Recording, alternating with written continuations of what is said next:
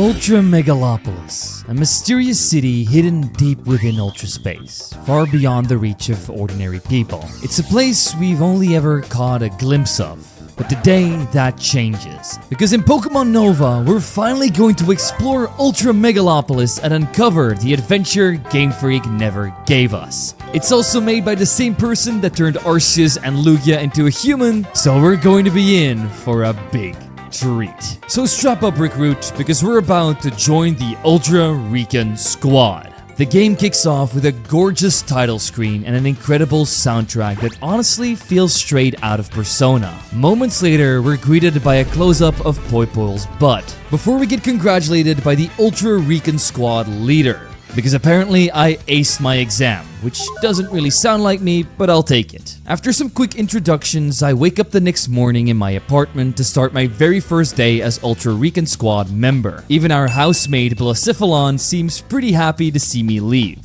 Probably because I won't be spending every waking hour locked in my room studying, inhaling chips, and chugging monsters anymore. Once we take the elevator down, I get my first look at Ultra Megalopolis, a sprawling, futuristic city where apparently nobody knows what time it is. The glowing skyscrapers, neon streets, and sci-fi atmosphere immediately gave me goosebumps. Unfortunately, sightseeing has to wait, because I don't want to be late on day one. So I use one of the city's street signs, which conveniently lets me fast travel anywhere in the metropolis and head straight to Megalo Tower, headquarters of the Ultra Recon squad. There we finally meet the man in charge, Leader. Yup, that's literally his name. He starts explaining the squad's mission, and I can't help but get distracted by the shine coming off of his bald head. Time for a history lesson. 500 years ago, Ultra Megalopolis lost its light after it was stolen by the Blinding One, better known as Necrozma. A long time ago, it nearly destroyed the city and stole all of its light, but some brave warriors managed to defeat it. Fragments of its body, however, scattered across ultra space, and our mission is going to be simple. Recover those shards before Necrozma can reclaim them and restore the city's light once and for all. But first, a word from the sponsor of today's video, Clash of Critters. A lot has been added and improved since the last time we played, so today I want to show you the mode I've been playing the most recently, the Badge Dojo. Not only do your badges look cool, but they also strengthen your critters based on their typings. I wasn't sure which badge to go for today, so I decided to let the pinball machine choose for me. It gave me a whole bunch of water critters, so the water badge it is. That worked out perfectly because it also gave me the chance to evolve one of my new favorites, Frostnip. But don't let this adorable ice cube cat fool you, because he deals massive damage. He can even slow down enemies, which is extremely useful when things start getting hectic.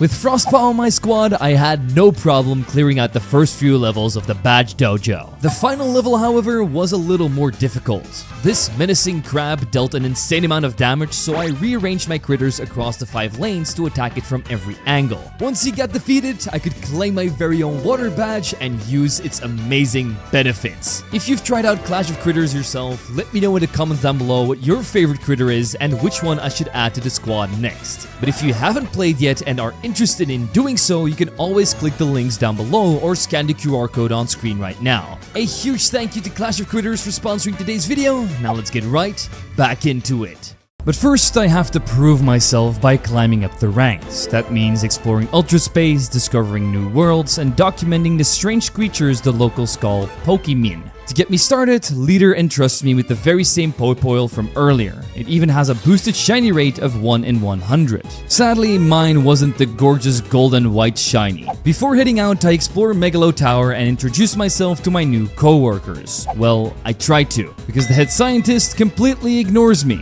but he does seem to have a very familiar face. Anyway, over to the Ultra Police Department. Here I overhear Officer Desmus talking with Charo. Apparently, people constantly make fun of Charo because he looks like he walks straight out of a video game. And while they're not wrong, I absolutely love the way he looks. I also learned that both Desmus and Charo can teach Pokemon powerful moves you won't find anywhere else. Unfortunately, that's something for later because we are broke. Then I meet Miss Ella, the Ultra Recon Squad secretary, to receive my first assignment. She isn't exactly the chatty type, but after telling her I'm rank 1 and aiming for rank 2, she does give me a quick rundown of my duties. My job is to catalog Pokemon throughout Ultra Space, complete missions, and catch as many species as possible. To help me get started, she hands me 20 of her balls, specially designed by the very scientist who couldn't even be bothered to acknowledge my existence earlier. She also installs a brand new AI called Prism onto my phone. Think of it as a Rotom phone, except instead of being powered by a possessed appliance, it's driven by artificial intelligence and some of Necrozma's shards. Before we head into Ultra Space though, we have to talk about the elephant in the room, or rather Solgaleo and Lunala.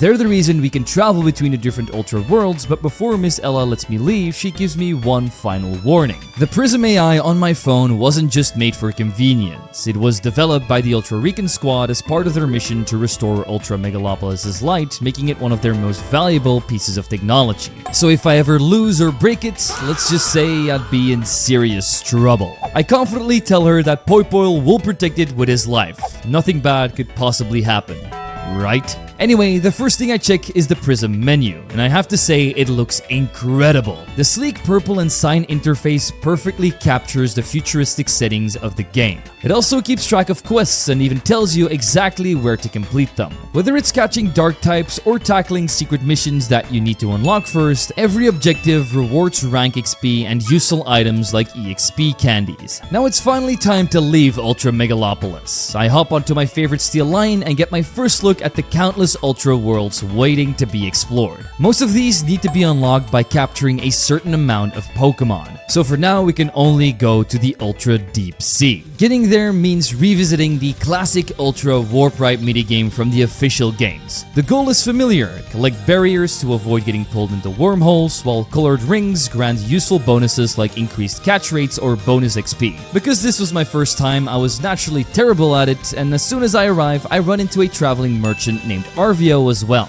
According to him, everything he sells is completely legitimate. He certainly didn't think I was going to arrest him at first, so I'm sure he's a trustworthy guy. He introduces us to another mechanic of the game: treasure chests. They are scattered throughout every Ultra world, each chest requiring a specific Pokemon to unlock it. Luckily, the very first one only needs a level 5 poison type, meaning Poipoil gets the job done immediately. Inside waits a Paldean Wooper, giving me my first battle. The main thing that immediately struck my eye was that the whole UI perfectly matches the game's futuristic Ultra Beast theme. The poor Wooper also never stood a chance though, because Dragon Pulse is a pretty unfair move to hand to a starter. Anyway, after defeating the Pokemon that was guarding the chest, you earn a couple of nice items. So if I'm ever in need of supplies, I'll make sure to check these out. With Arvio gone, the Ultra Deep Sea is finally mine to explore. Thankfully, the Prism AI continues to be incredibly useful. Its radar not only shows every Pokemon available in the area if you've seen it before, but it also marks every hidden chest along with its unlocking requirement, and even lets me instantly warp back to Ultra Megalopolis whenever I'm ready to head home. I think it's safe to say I'm going to be relying on this thing a lot. The Ultra Deep Sea absolutely lives up to its name. Colorful coral covers the landscape while patches of grass are overflowing with wild Pokemon. Not only can you see their levels, but you can also spot if overworld Pokemon are shiny, which is pretty damn cool. Naturally, I start capturing some Pokemon: Sewaddle, Petalil, Deerling, Smoliv, and Mienfoo. Along the way, you can also easily stock up on items that are laying around in the overworld. All of those little white spots you see are free items for you to pick up. So I filled my pockets with XP candies, berries, and balls before discovering a special wormhole.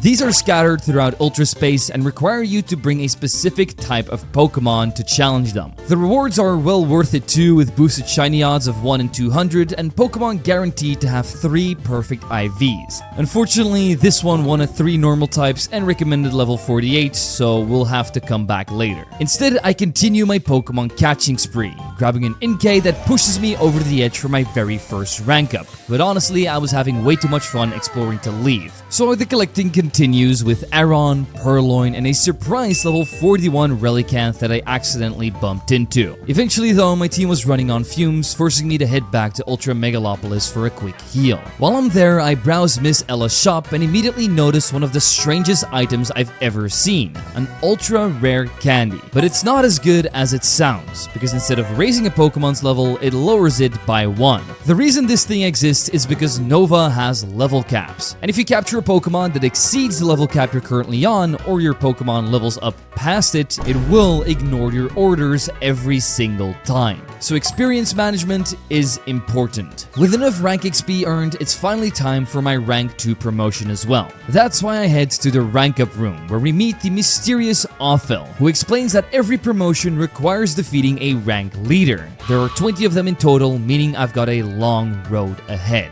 First up is a familiar face you might recognize from Pokemon Ultra Sun and Moon, Zossie. She specializes in normal types, which is perfect for my Mienfoo, as Reversal can easily take it down so that I secure rank number 2. Prism tells me to report back to leader, but there are still plenty of corners of Ultra Megalopolis I haven't explored yet. Safe to say, I went for a little sightseeing session. While wandering around, I met a blue-haired resident looking for 3 tomato berries. Conveniently, Prism tells me exactly where to find them, or I can simply trade for them at Basil's apothecary. On the way there, I also pick up another quest from someone hoping I'll catch a Pichu for them, or as Prism insists on calling it, Puchu. Inside the apothecary, I meet Basil and another scientist named Pluro, who's proudly showing off his brand new invention. After overhearing his last machine exploded, I'll be keeping my distance for now and headed straight to Basil to see what he sold. He has special algae that can change a Pokemon's nature, but at 50,000 Pokédollars each, they're a little outside my budget. Thankfully, he also offers berry trades. 3 berries for one of your choice. Sadly, I'm still missing the berries for that side quest, so instead I checked Pluro's latest invention. Apparently, his machine spits out everything from bland donuts to valuable relic items. All you have to do is spin it. Since he's still testing it, I get my very first spin for free, landing a relic silver coin. Not bad, but the only catch is that it takes 12 hours to recharge. Like, not in-game hours, actual hours. You can speed it up with the help of XP candies, but I didn't want to waste it on a machine like this. Finally, I report back to Megalo Tower, where absolute chaos has broken loose. The newest caretaker, Lamy, is desperately trying to round up a swarm of Poipoil that have escaped and turned the entire room into their personal art studio. With paint splattered everywhere, Miss Ella immediately concludes that Lamy isn't fit for the job and declares she should be ultra fired.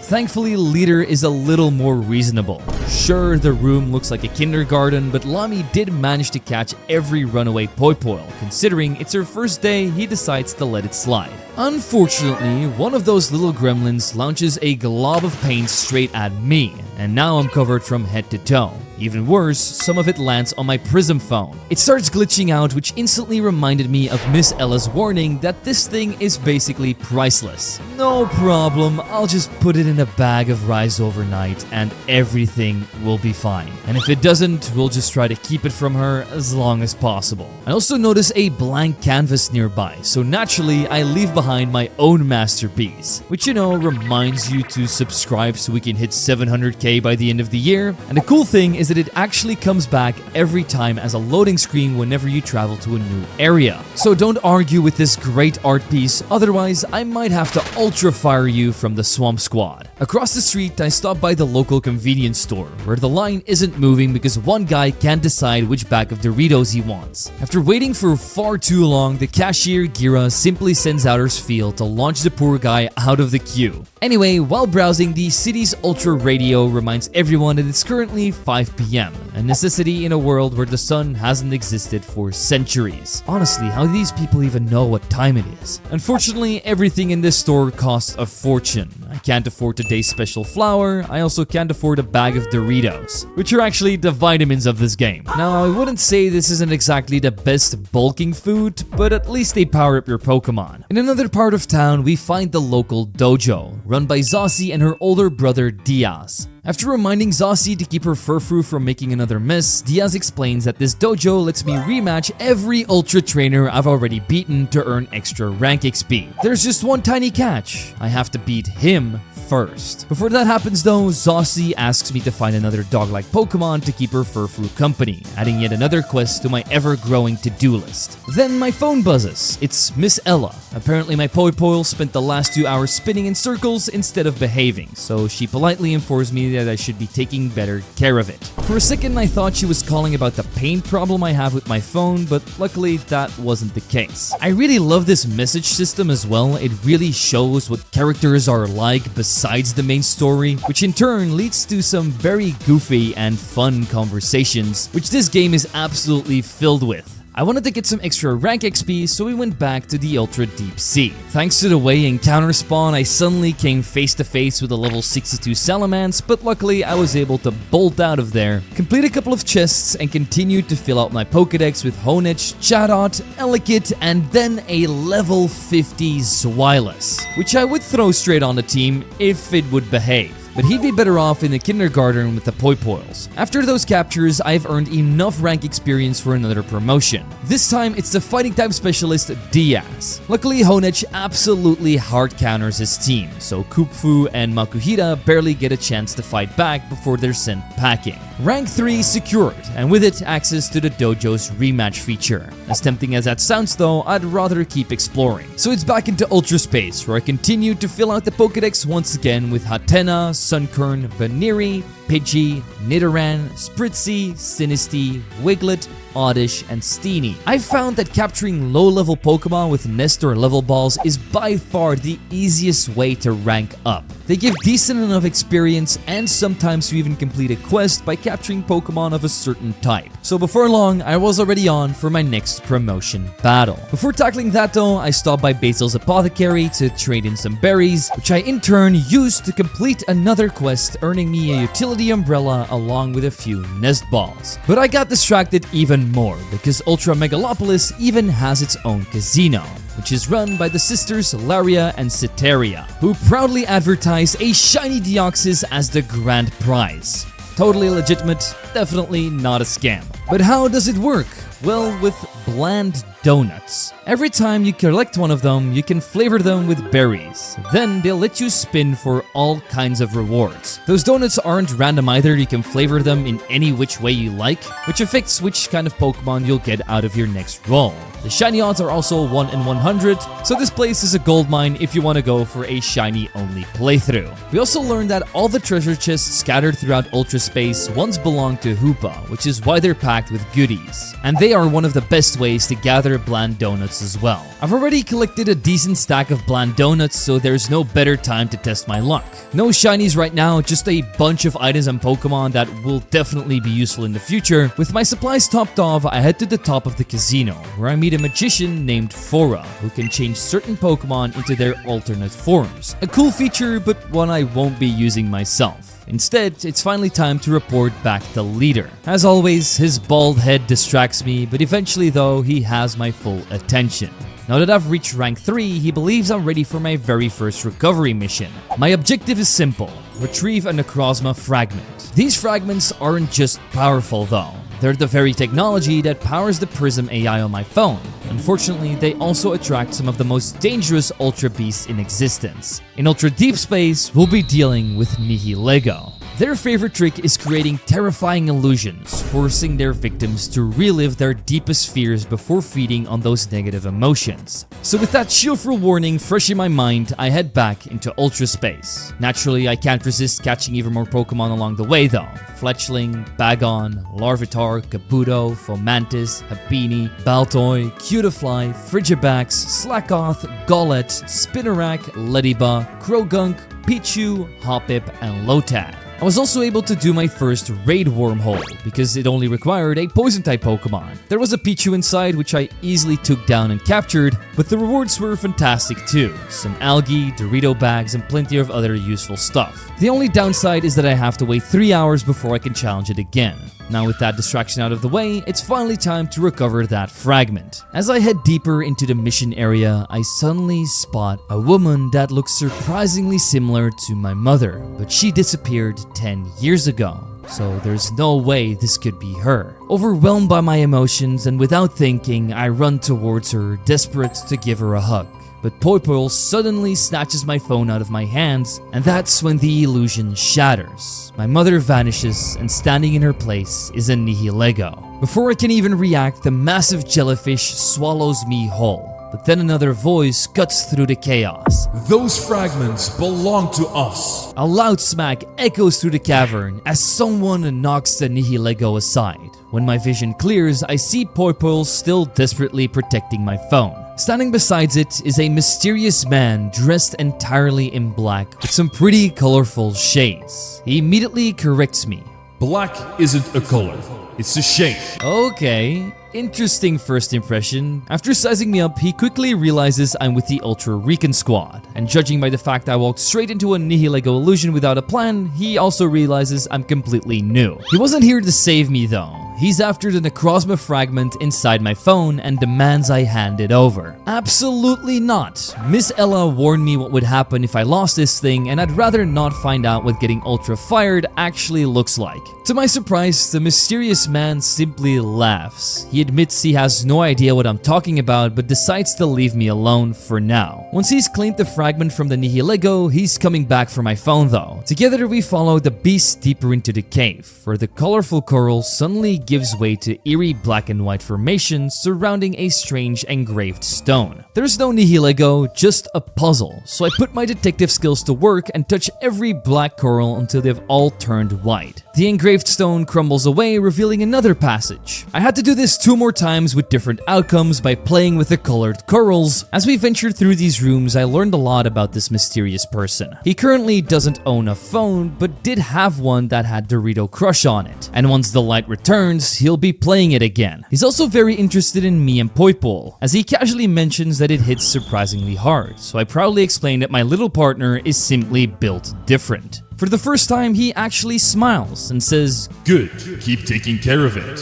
That honestly wasn't the response I expected, but I'm just glad to see he isn't a bad guy. Anyway, at the very end, we eventually see the Nihilego. The Ultra Beast immediately channels the fragment's power, surrounding itself with a crimson aura. "That's cheating," the mysterious man says, and under his breath he admits he can't use his full strength. Not after everything that happened. Not to help the very people who betrayed him. Well, if he isn't going to fight, I will. After everything that thing put me through, including making me believe I'd finally find my mom again, Poipole deserves a little revenge. Me and Fu gets things started with fake out and reversal, chopping Nihilego down to half health before falling to 2 acid sprays. I try throwing a beast ball with Poipole, but it doesn't work, so instead we dragon pulse this jellyfish straight back to the bikini bottom. The moment Nihilego falls, the mysterious man reaches for both Necrozma fragments. Before he can take either though, my prism device suddenly springs to life, immediately summoning Solgaleo and Lunala for an emergency evacuation. The stranger freezes. Apparently running into those two is the last thing he wants, so he backs off, but before I leave though, he asks me one final question.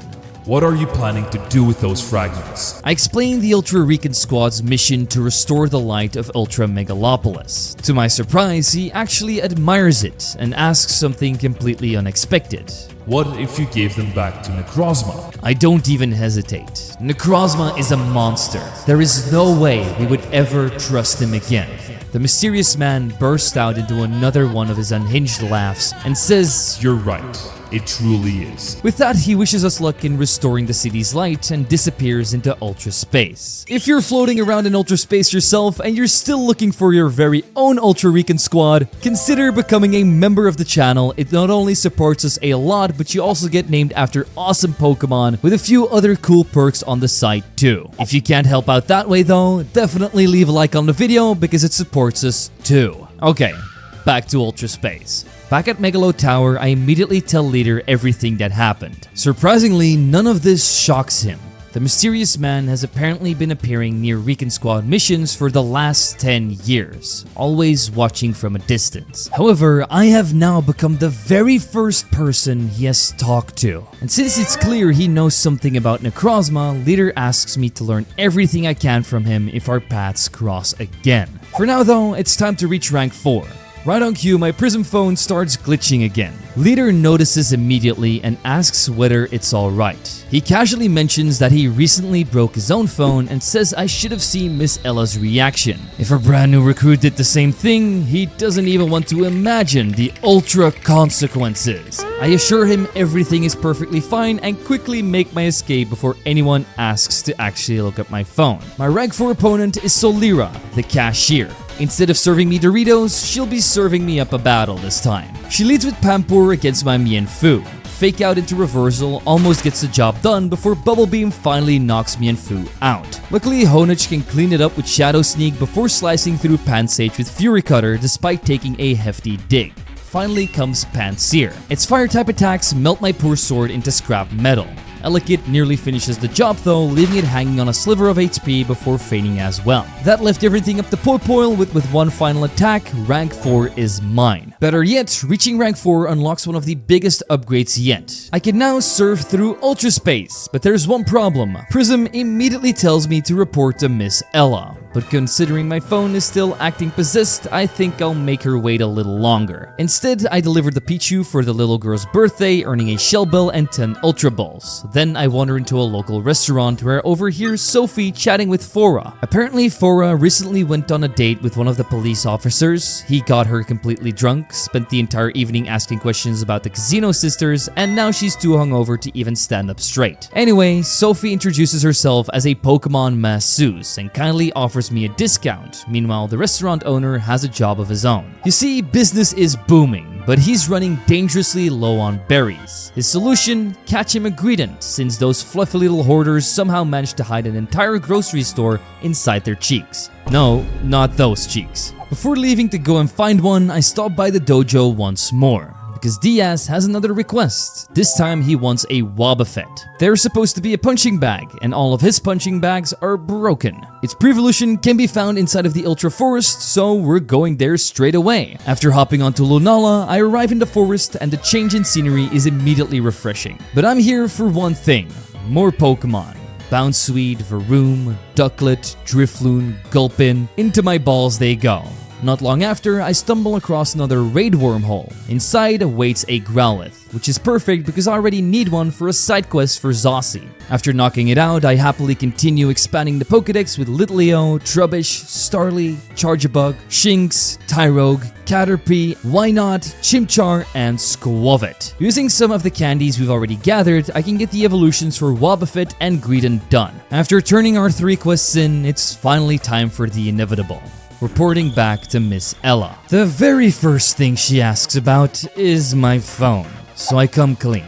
It might be a little broken, and I may have tried fixing it with rice. She slowly turns around, takes a deep breath, and somehow resists the urge to let her Nihilego latch onto her head again. Instead of getting ultra fired, she tells me to visit the head scientist so they can fix it. Disaster prevented. So we head to the monitoring room together with Lami for a briefing about the Prism system anyway. There I finally meet the branch chief scientist, Faba.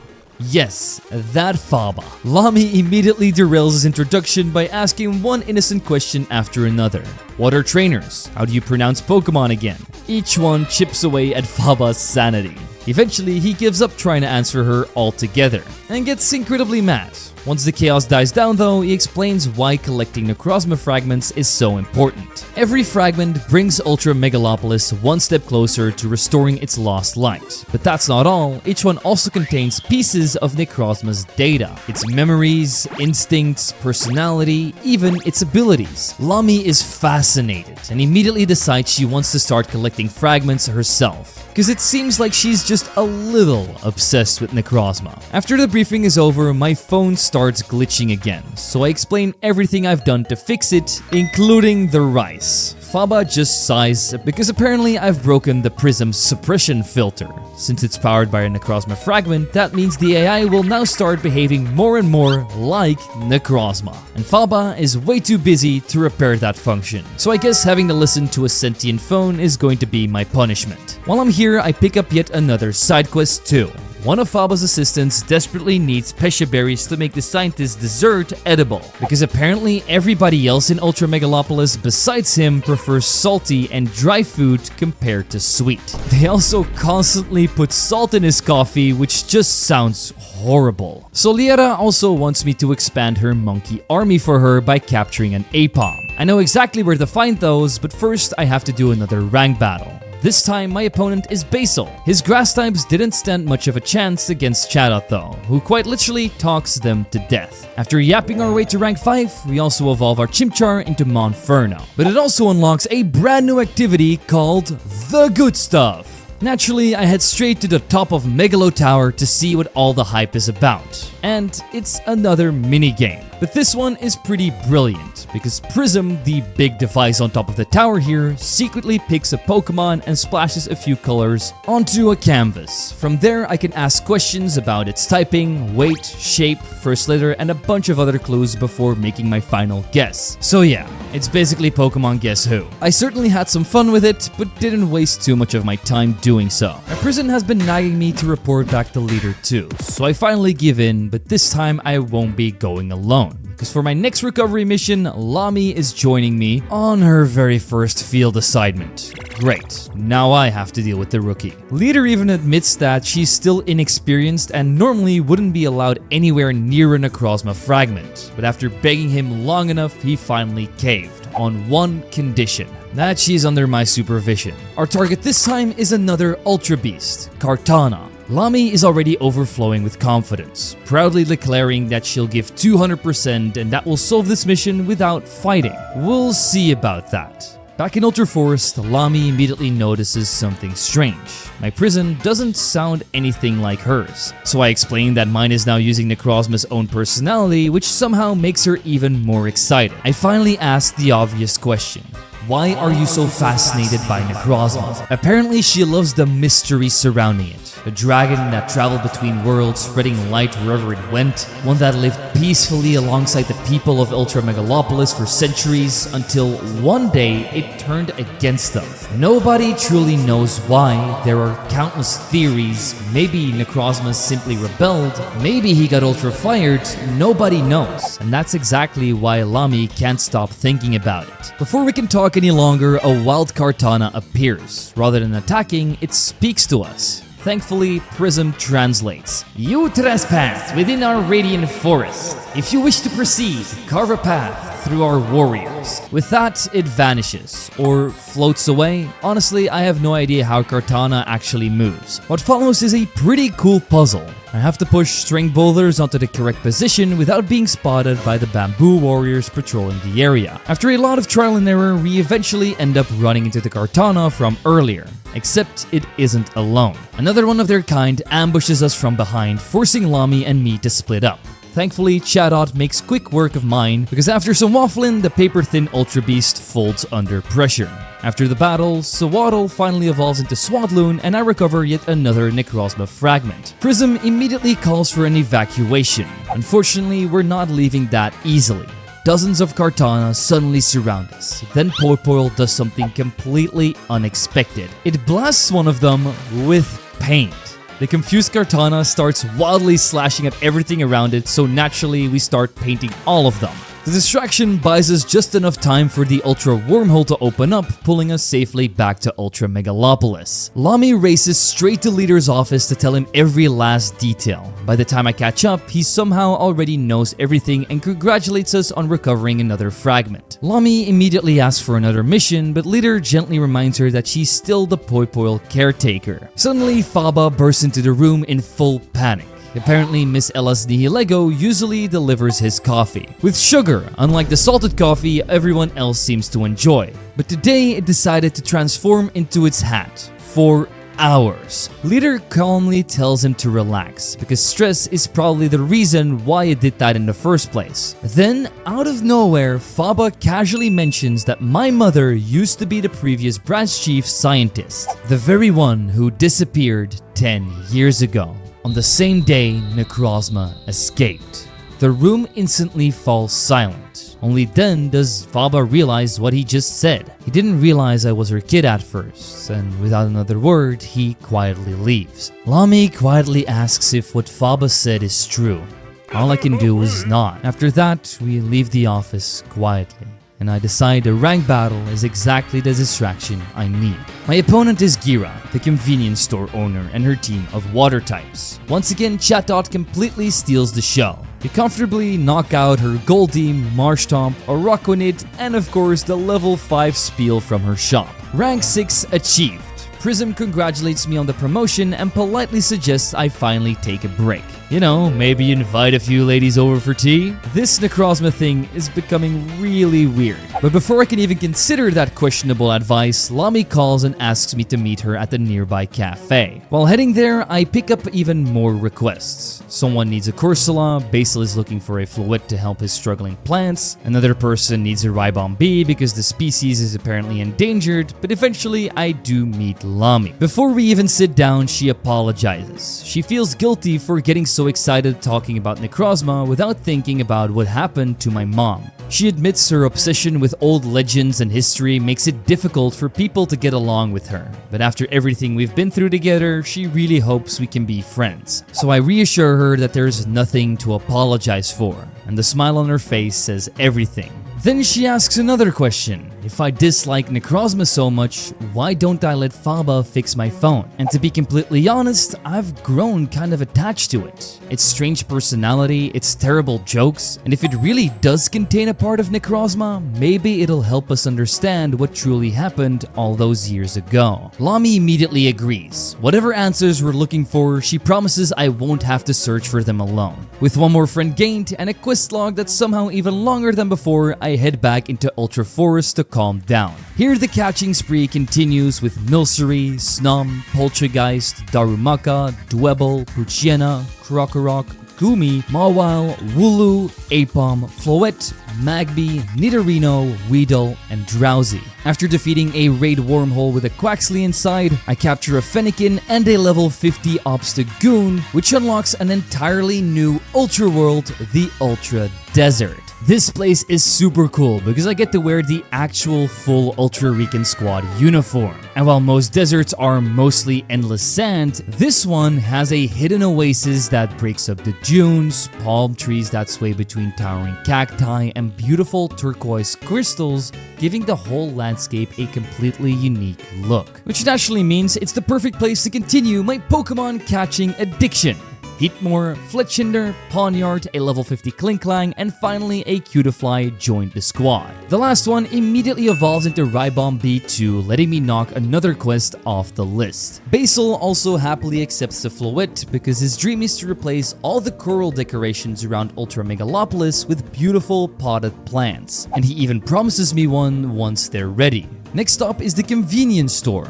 Just as I'm about to hand over the requested Pitaya berries, Fora and Setaria cut right in front of me. Apparently, they're regulars. Without saying a word, Gira grabs a couple of bags of Doritos and literally throws them in their faces. I don't think that's what she means by the usual, but they take it. While they're leaving, I notice Gira quietly slipping extra berries into the bags. Once they're gone, I end up handing over the berries and learn she's been using these to flavor the Doritos to earn some extra cash on the side. I promise not to rat her out to her boss and head back to Megalo Tower. Here I deliver another batch of berries so poor Faba can finally enjoy desserts, and follow that up with my next rank battle against Reed. His Ice Cube goes down without much trouble, as Monferno melts its icy face with Ember. Heatmore tries to fight back, but Krokorok dodges its dig before returning the favor with one of its own. That activates Moxie, and from there the battle is basically over. Morpeko falls, Meltan follows shortly after, and just like that, I have reached rank 7. Naturally, I head straight to Leader for another assignment, although I'm starting to think he spends more time polishing that shiny bald head than reading my progress reports, because he can't even remember what rank I am. Lami won't be joining me though, because she's been left behind to clean up after the Poipoil who somehow managed to cover Miss Ella's notes in yet another artistic masterpiece. So this mission sends me to the Ultra Desert, where Furimosa is guarding another Necrozma fragment. Leader also warns me about its strange ability. Pheromosa releases powerful pheromones capable of completely entrancing most living creatures. Thankfully, Pokemon seem to be immune, which is great, because I already hate cockroaches enough as it is. Don't want to be falling in love with one. Before I leave, Leader reminds me that if I run into the mysterious man again, I should learn whatever I can about them. But if things become dangerous, the fragment isn't worth my life. I appreciate the concern, although what he really should have warned me about is this Volcarona. It totally annihilated my entire team, and just like that, I had my very first Ultra game over. After accepting defeat and licking my wounds, I headed back into the desert a little more cautiously. I also ended up capturing a Corsola, brought it back for a quest, and expanded the Pokédex further with Carvana, Hippopotas, Burmy, Drillbur, and Skrelp. My path eventually leads into an area covered in quicksand. And wouldn't you know it, the mysterious hooded man is here too.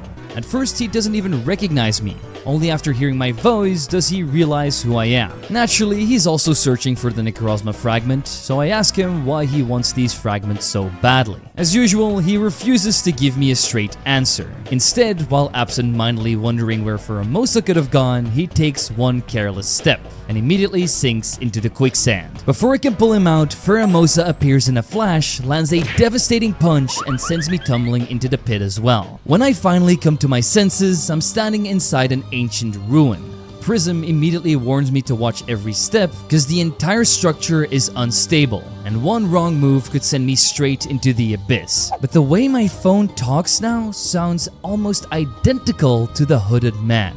But that doesn't make any sense. Everything I've heard about Necrozma describes a ruthless monster. This guy doesn't feel like one. Before I can think about it any longer, Poipoil hops out of its Pokeball. It wanted to make sure if the stranger is okay, so of course I let it go and my little partner disappears into the darkness. Unfortunately, one careless step later, I do the exact same thing. The ruins are built around disappearing pathways. Each platform briefly lights up, revealing the safe route before fading away again. The first few rooms are simple enough to traverse, but then the game decides I've had too much fun. The path becomes longer and the platforms themselves start rotating. Before tackling the next section, I finally catch up with the hooded man. The moment someone refers to him as wearing black, he immediately sneezes. Black isn't a color, it's a shade. At this point, I don't think he's ever going to let that one go. He's also completely baffled that my Poipoil chose to help him. Despite claiming he can see perfectly fine, his visors say otherwise. If it wasn't for my little poison partner guiding him, he probably wouldn't have gotten across safely. Anyway, as we continue, he casually reveals something I never expected. Years ago, he traveled through countless worlds across Ultra Space. One of those worlds happened to be Poipoil's home. When he returned to Ultra Megalopolis, the Poipoil found him. They refused to leave. One by one, they built a colony there, which is why the species now calls Ultra Megalopolis their home. With that mystery solved, I focus on the final stretch of the puzzle. It takes a few attempts, but eventually I make it across without becoming one with the abyss. Poipoil immediately starts spinning excitedly the moment it sees me again. For the first time, the hooded man actually thanks me for lending him my partner, but unfortunately, the wholesome moment doesn't last long. We're both still here for the exact same reason, the Necrozma fragment. So we enter the final chamber together, which is overflowing with mountains of gold and priceless treasure. If this mission wasn't so important, I'd grab everything I could carry and retire from the Ultra Recon squad on the spot. The mysterious man, however, doesn't react at all.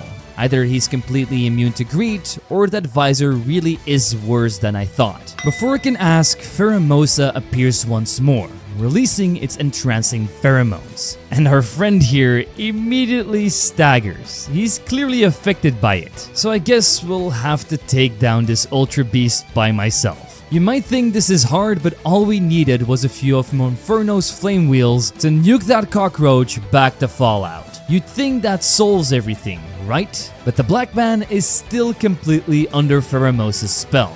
Instead of fighting it, he starts complimenting it, calling it the most beautiful creature he's ever seen. And casually, he invites the giant cockroach out for tea. This man is the king of Riz, dude. You can't even argue. Leader did tell me to gather information on him though, so while he's busy flirting with an Ultra Beast, I quietly pull out my phone and record everything. His declaration of love will now be remembered forever. A few moments later, Prism opens up an ultra wormhole for my evacuation. As I'm leaving, I can still hear Furimosa absolutely beating the life out of the poor guy in the background. Guess it's safe to say their first date didn't go very well. Back in Megalo Tower, I immediately report to Leader and play him the recording.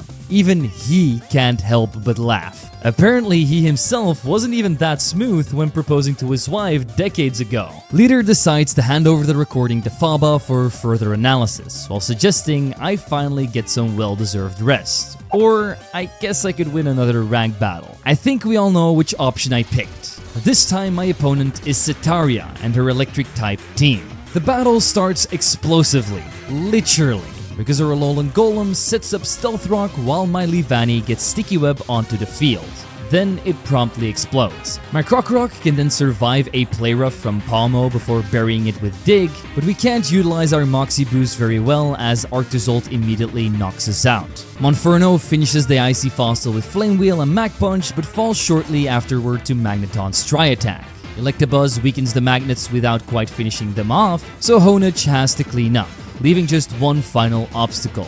Vikavolt. It tears through the rest of my team until only one Pokemon remains, Poipoil. Once again, my trusty partner comes through when it matters most, blasting Vikavolt back to Alola with Dragon Pulse and securing my toughest rank battle yet. With rank 8 achieved, Prism lets me know that Faba has finished analyzing the mysterious voice recording, and I find him arguing with Miss Ella in the main lobby. Apparently, her Nihilego Dipsy has been causing trouble again. Faba threatens to send it straight back to the Ultra Deep Sea, but Miss Ella fires back, threatening to Ultra Fire him! She clearly doesn't have the authority to do that because Faba ranks higher than her, but eventually the conversation shifts to something much more interesting: Alola. Faba explains that countless versions of Alola exist throughout Ultra Space. Sometimes he even misses the one he came from. He hopes that once Prism is perfected, it'll finally allow him to return home, but that leads to an even bigger question. Will Ultra Megalopolis ever get its sunlight back? Faba believes it will one day, but after centuries of living in darkness, everyone would probably go blind the moment the sun returned. In that moment, Ella quietly smiles. She isn't dreaming about sunshine, she just wants to see the ocean again. The one that froze solid outside Ultra Megalopolis all those years ago. Only then do Faba and Miss Ella realize I've been standing there the entire time, which is especially impressive considering Faba was the one who told me to come here.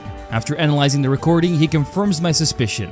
The voice really is Necrozma's. He quietly warns me to be very careful with that information because they still need me alive. Before I can ask who they are, Dipsy jumps onto his head and the two of them disappear once again. Prism lets me know that several new quests have become available too, so I spent some time exploring Megalo Tower. While I was staring at my phone, I accidentally bump into another Recon Squad member and send his bottle of ink flying. Naturally, this becomes my problem. Now he wants me to catch him an ink case so he can finish his report before the deadline. Over at the Ultra Game Corner, Setaria has another request. She wants a Graphii. Apparently, she needs something that likes painting walls. And I'm choosing not to ask any follow-up questions. Back in the Ultra Desert, the Ultra catching spree continues with Fuecoco, Gossifleur, Gible, Jangmo-O, Palpitoad, Graveler, Goldeen, Morlul, Ledian, and finally Shroodle, which immediately evolves into Graphii. After delivering Ledian to Ree because it punches like the heroes from his favorite comics, I finally hand Graphii over to Setaria. She immediately threatens me. If I tell anyone what she's planning with her new partner, it's going to be painting my face next. Perfect timing too, because Officer Desmus walks over and asks whether she's been vandalizing walls again. She swears she's innocent, and the moment he leaves, she smiles and said, "I never said Graphii wouldn't do it." After grabbing my quest rewards, we head back into the desert to capture a Whimsicott. With my next rank battle approaching, I did some grinding with the EXP candies we gathered. Monferno evolves into Infernape and Honedge into Doublade. With those two, I was ready to take on my next opponent, Desmus, and his terrifying normal type team. Close Combat instantly deletes Snorlax, but when Ursaluna comes out, something feels off because it uses Hex. I realize it's actually Hisuian Zoroark in disguise. By the time I figured that out though, it's already too late. My team starts falling like flies. Eventually, Poipole survives a flamethrower, finally taking the illusionist down before Infernape cleans up Stoutland with another close combat. Leavanny then comes in clutch, surviving 2 Psybeams to knock out Wordeer with a Bug Gem boosted Bug Bite. That only leaves the real Ursaluna. Leaf Blade chunks it for massive damage before Leavanny finally goes down, and with my team on its last legs, Infernape has to step back onto the field and close it out with one final close combat. Rank 9 achieved. Besides unlocking new rewards at the Ultra Game Corner, Rank 9 also earns me another mission. So we head back to the leader's office where I find Lami already waiting, which made me wonder, does she just stand there making awkward small talk with Leader until I arrive, or is Leader refusing to start the briefing because he needs to dramatically turn around the moment I walk in? Either way, our next destination is the Ultra Crater. Another Necrozma fragment has been detected there. Leader warns us that the area is filled with mysterious green craters and dangerous Celesteela, whose launches are powerful enough to carve those giant holes into the landscape. There's just one small problem though. I haven't unlocked the Ultra Crater yet, so back to the Ultra Desert I went, where the Pokédex grows a little larger with Aerodactyl, Cranidos, Magneton, Arctozolt, Plusle, and Pyukumuku. With that, I can now finally travel to Ultra Crater, and once again the creator absolutely nailed the design. This place looks like the perfect hideout for a James Bond villain, with giant acid-filled craters scattered everywhere. I can even float across the acid, letting me reach another hidden chest, and inside I find my boy Swampert. Sadly enough, Pokemon you get from chests cannot be captured, so we had to take him down and meet up with Lami, who's already found the Necrozma fragment we're after. Oddly enough, the Celesteela guarding it is half buried in the strange green sludge, almost like it's been attacked by something bigger, so something about this doesn't sit right with me. Every other fragment has been hidden behind a puzzle or protected by an Ultra Beast, and this one just feels way too easy. Despite my doubts, Lami picks up the fragment and I immediately call HQ for an evacuation. Before we can figure out what happened though, we hear a faint cry, and then Necrozma appears. It was a trap. The fragment was bait. An ultra wormhole opens up behind us, and as we dive in without thinking, Necrozma immediately follows us through ultra space. Instead of returning to Ultra Megalopolis, we take the very first wormhole we can find and end up somewhere completely different. The place is covered in beautiful flowers and feels strangely peaceful. Thankfully, neither Lami nor I are hurt. Even Solgaleo made it through safely, which suddenly makes me realize maybe Solgaleo was Necrozma's real target all along. After all, that's one giant source of light. Rather than risk leading Necrozma back home, we decided to wait here for a while and explore our surroundings. Almost immediately, I noticed something familiar. Poipole. Everywhere. Necrozma wasn't lying after all. This really is the home of the Poipole. After exploring around a bit, I enter a nearby cave. Inside, even more Poipole are happily spinning around and covering every wall with paint. But Lami is still trying to process everything that just happened. Seeing Necrozma with her own eyes was crazy. It even leaves her with more questions. She can't stop wondering what really happened all those years ago. So now she's determined to uncover the truth. Meanwhile, I apparently have a new career as an artist too, because all the Poipole here are asking me to paint different stuff, mostly with colors, so I channel my inner Van Gogh and draw the greatest star mankind has ever seen. The rest of my pieces of art were definitely not as nice though. But my painting skills did open up the path to the deepest chamber of this cave. Waiting for us there is a Naganadel. Without moving its mouth, it speaks directly into our minds. We are to leave immediately because traitors aren't welcome here.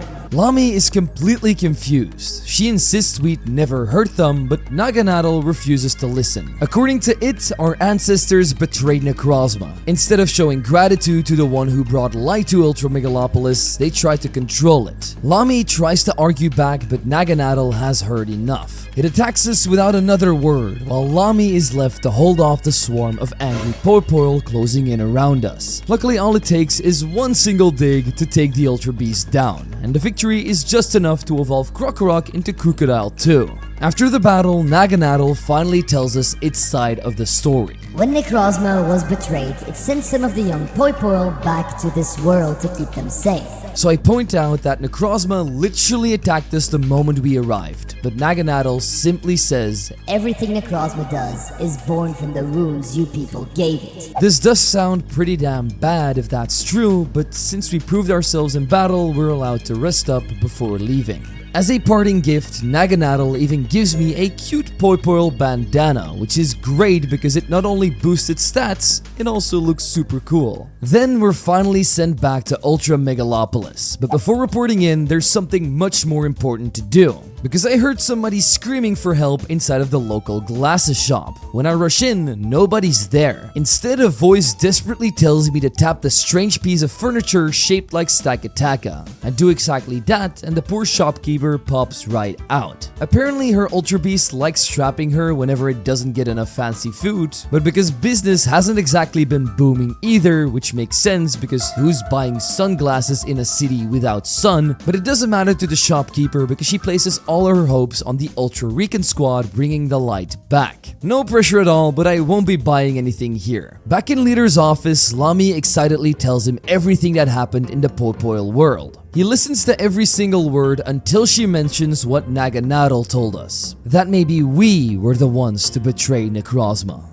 Leader's expression immediately changes after that. Without commenting on it, he orders us to never tell anyone what we heard. Then he dismisses us. Lami is clearly frustrated. She wants answers just as badly as I do. But an order is an order. With no new mission available, I pay Awful a visit and discover my next rank battle is against Fora, the Psychic type specialist. She was not messing around. Her first Pokemon is Jirachi. Crocodile gets a huge crunch off on it before it U-turns into Gallade, which forces a back and forth battle that costs me Doublade before Crocodile finishes the job. Farigiraf falls shortly after, but then Jirachi comes back in. This time it almost takes Infernape with it, surviving Mach Punch on a single hit point before finally going down. Espeon avenges its teammate only for Leavanny to slice it apart with X-Scissor. Mr. Rhyme barely survives the same treatment before freezing my bug into submission. That leaves Poipoil to clean up the rest. As Fell Stinger not only finishes off the Dancing Mime, but also Malamar. And just like that, we have reached rank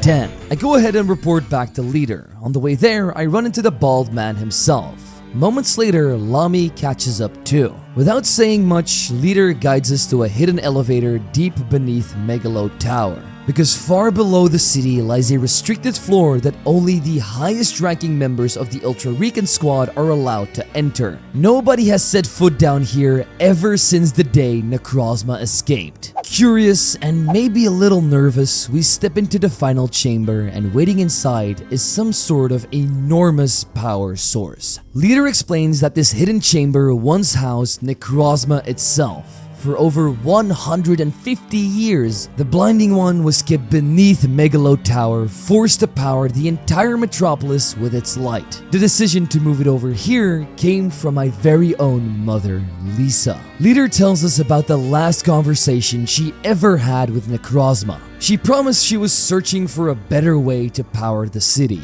one that would drastically reduce its suffering. She even wanted to restore Necrozma to its original form, which just shows how kind our mother was and how badly she wanted Necrozma to be free from this cruel way of living. After everything we learned in the Poipoil world, Leader felt we deserved to know the truth. The Ultra Recon squad never wanted to torture Necrozma, they genuinely wanted to save it. Unfortunately, we already know how that story ends. Necrozma escaped, stole all the light, and on the very same day, my mom vanished without a trace. Leader asks us to keep everything we've learned here a secret. If the people of Ultra Megalopolis ever found out the truth, it would throw the entire city into chaos. We end up agreeing to that, and with the briefing over, we're dismissed. As I leave the chamber, I can't stop thinking about my mom. If she really wanted to help Necrozma, then where is she now? There's no way she just got killed, right? She must be out there somewhere.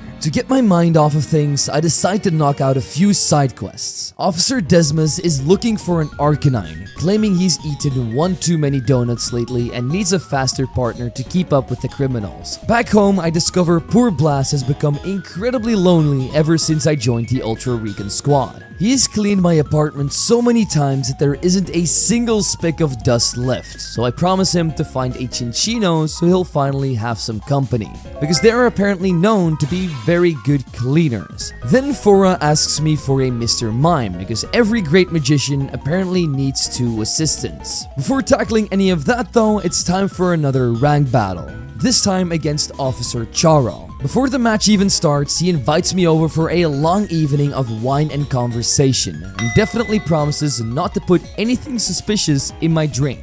Yeah, I'll pass. Instead, I get straight to battling. Livane quickly grounds his Gliscor, forcing out Talonflame. I switch into Aerodactyl, shrug off a flamethrower, and sent the fiery bird crashing back to Earth with Stone Edge. Braviary barely survives the next one before finally taking Aerodactyl down.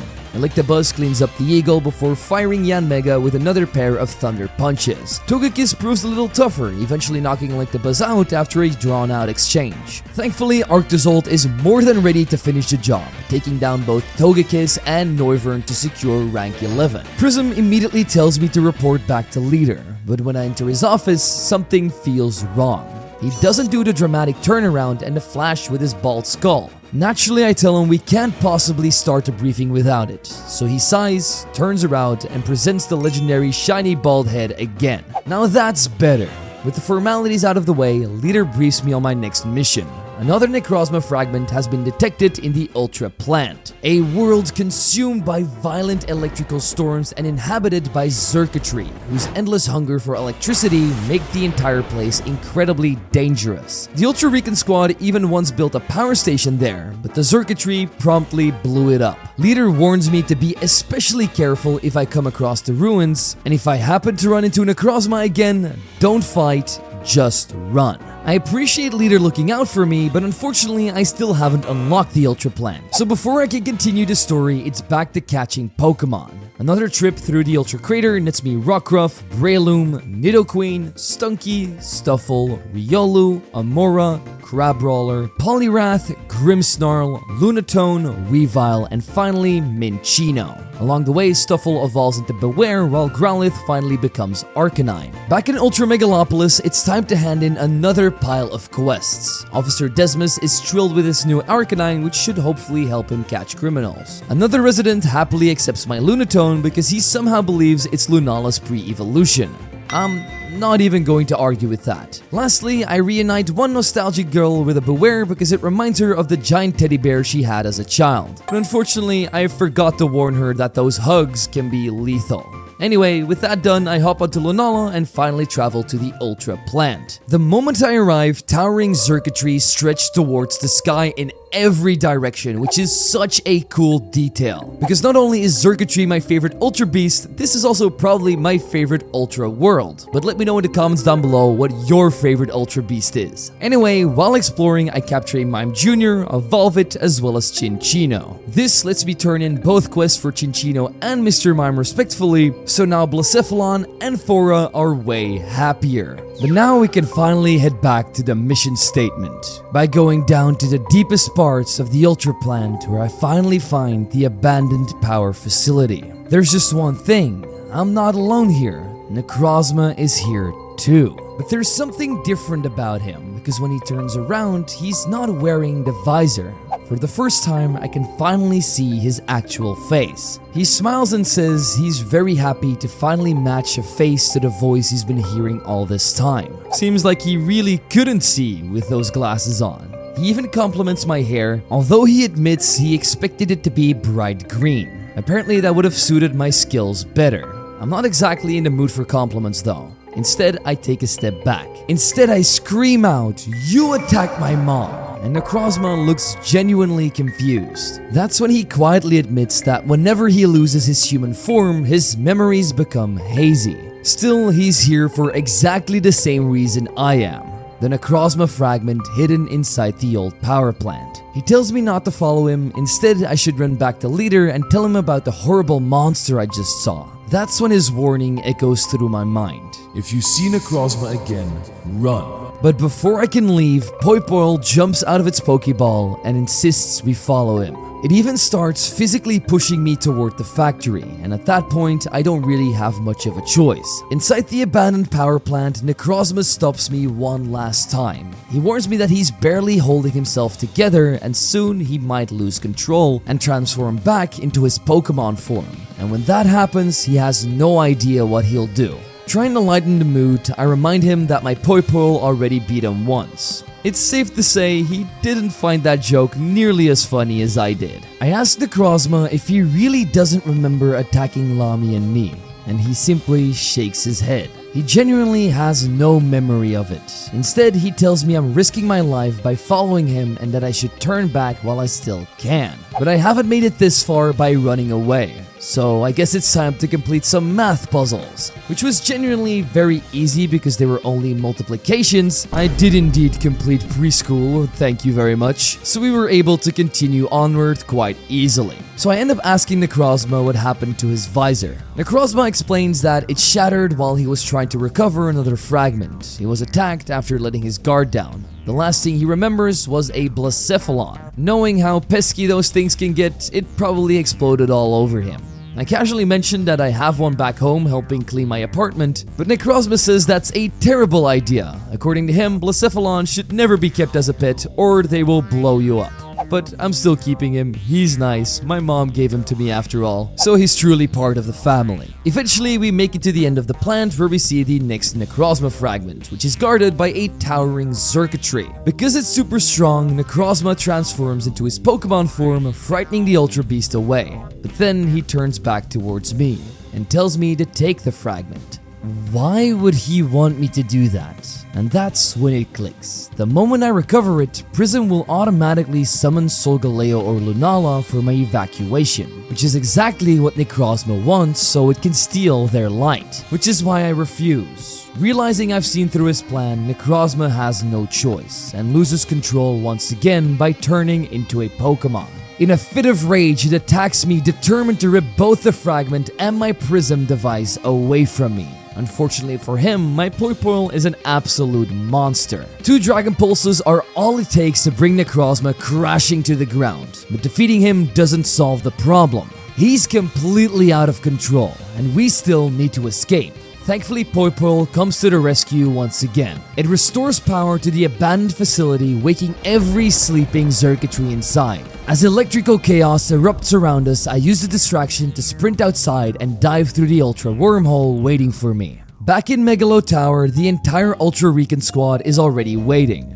The emergency signal reached them before I did, and everyone was super relieved to see me alive, especially Lamy and Leader, who immediately orders me to come to his office. The moment I walk in, something feels wrong again. He doesn't do the dramatic turnaround once again. He doesn't even show off the legendary shiny bald head. Instead, he asks one simple question. Did you willingly follow Necrozma? I tell him the report is accurate. Every word of it. I didn't do this to betray my fellow countrymen, but hey, I felt like I could learn some information about him. So for the first time since joining the Ultra Recon squad, Leader completely drops his usual calm demeanor. He even removes his visor and tells me I should be ultra fired on the spot for deliberately ignoring a direct safety order. Necrozma isn't some misunderstood traveler. It's a dangerous creature that will seize any opportunity to steal more light, even if that means killing me. After a long silence, he decides to let me off with a warning. But only this once. If I ever ignore his orders again, my career in the Ultra Recon squad will be ultra over. I guess we got off the hook with that one, so the only thing left to do now is keep climbing the ranks. My next opponent is Sophie and her Fairy-type team. The battle opens with Poipole against Diancie, who immediately starts boosting with Rock Polish and Calm Mind while recovering with Draining Kiss and Leftovers. A devastating combo, but not as devastating as a +6 Poipole with Venoshock. With all of those boosts, we clean sweep the entire team except for Mimikyu, which gets cleaned up by Electivuz and Infernape to let me reach rank 12. Thankfully, Leader seems to have cooled off since our last conversation too. The dramatic turnaround is back, his head is shining again, nature is healing. He even apologizes for being so harsh after the Ultra Plant incident. Apparently after rereading all my reports, he noticed something. The only times when Necrozma completely loses control are when he isn't wearing his visor. That's why he wants me to investigate the local glasses shop. Maybe the owner knows something about it. I point out that I thought he considered Necrozma a lost cause. Leader still does, but information is information. Whether it helps us stop Necrozma or uncover another solution, it's worth pursuing. Before heading there, I grab a couple more side quests. Charo somehow lost one of his favorite teacups and now he wants a Sinistea to replace it. Meanwhile, another resident has reached a brilliant conclusion that if Ultra Megalopolis doesn't have a sun, we should just catch a soul rock. To prepare for that, I head to the glasses shop. When I describe the black visor with its colorful markings to the owner, Sia immediately blurts out, "Oh, that's Blindy's visor." The second she realizes what she said, she tries taking it back. Unfortunately for her, it's far too late. Before I can ask another question, the front door opens, Necrozma walks inside in human form, and apparently he's also a regular customer here. He even points out that Stakataka always moves wherever he tries to sit down. He doesn't even recognize me at first because he's wearing the visor again. Only after hearing my voice does he realize who I am. I tell him he shouldn't be wandering around Ultra Megalopolis like this because he's far too dangerous, but to my surprise he agrees. And after everything that's happened, he's ready to surrender. If I want, I can escort him straight to Megalo Tower and let the Ultra Recon squad decide his fate. But something tells me there's more to this story, so instead I call the one person who would never forgive me for leaving her out. Lami. I may have lied and told her Poipol had found official Blinding One merchandise in the trash, but hey, at least that made her arrive in record time. Only to see Necrozma standing there, and then she immediately faints. Together, Blindy and I carry her upstairs. Once she wakes up, Sia serves us warm cookies and milk while Necrozma finally tells us everything. 800 years ago, he brought light to Ultra Megalopolis. Not because he wanted anything in return, but because seeing people smile made him happy. Then everything changed. The people he trusted attacked him. His body shattered into fragments, and in that moment, fear completely consumed him. He took back the light he'd once shared and turned it against the city, but that only led to his capture. For another 150 years, he remained imprisoned beneath Megalo Tower, so I finally asked the question that's haunted me ever since my journey began. What happened to my mom? Necrozma quietly admits he doesn't know who she was. He stopped caring about the names of the people experimenting on him long ago. The only thing he remembers is that near the very end, someone was genuinely trying to help him. But then he escaped. Ever since, he's wandered ultra space searching for the fragments of his shattered body. But not to destroy Ultra Megalopolis, but to restore its light. The problem is that his body constantly craves more energy, and whenever the opportunity presents itself, he loses control, exactly like we've seen before. That's where the visor comes in. Sia explains it suppresses his senses, limiting the amount of light he absorbs and helping him keep his humanity. It's a clever solution, just not a permanent one. Sia then begs us not to hand him over to the Ultra Recon squad. She can't bear the thought of him becoming another experiment. Then Lami speaks up. Even after everything Necrozma has done, she still believes his intentions are good. So instead of turning on him, she wants to help him recover his original form. Looking at the person sitting across the table, I can't help but agree. So we'll keep this meeting a secret, and together we'll find another way to save Ultra Megalopolis and Necrozma. The best way to clear my head from all of this is of course another rank battle. Before that though, I pick up another side quest, because this Recon squad member needs a Dusclops. Then it's time to face Pluro, the scientist researching the frozen outskirts of Ultra Megalopolis. He opens with Ferrothorn, so I immediately switch into Infernape. 2 flame wheels later and the spiky durian is roasted. Gudra manages to bury my monkey underground, but Crocodile quickly returns the favor. Then comes Genesect. I swap into Electabuzz, who nearly gets deleted by a single U-turn before Revavroom rolls in to finish the job. Aerodactyl softens it up, Crocodile shuts off its engine, and then Genesect returns. This time I try setting up with Poipoil, but unfortunately even a nasty plot boosted Dragon Pulse only takes away about half its HP. Luckily, from there on out, all we needed was a Crocodile showcase of Moxie, and just like that, we have reached rank 13. Naturally, another promotion means another trip to Leader's office. On the way, I stop by Sophie, who finally gets the fluffy tail she requested. Turns out it wasn't for her at all. She needed to finish Fora's newest costume. The magician immediately grabs it, gets completely embarrassed, and runs away. I do the exact same by going back to Leader. The first thing he asks about is my latest report, which of course conveniently leaves out every single thing about Necrozma. For the first time since joining the Ultra Recon squad, I lie straight to his face. I've never met this man in my life. And he doesn't even question it. Instead, he briefs me on our next mission. Another Necrozma fragment has appeared in the Ultra Jungle, a volcanic region filled with towering trees, blazing sunshine, and enormous buzzwole that spent their entire free time flexing on literally everything around them. Once the briefing is over, we get surprised because Leader is coming with me for the very first time. Considering how close my last few missions came to getting me killed, he doesn't want me heading into another one alone.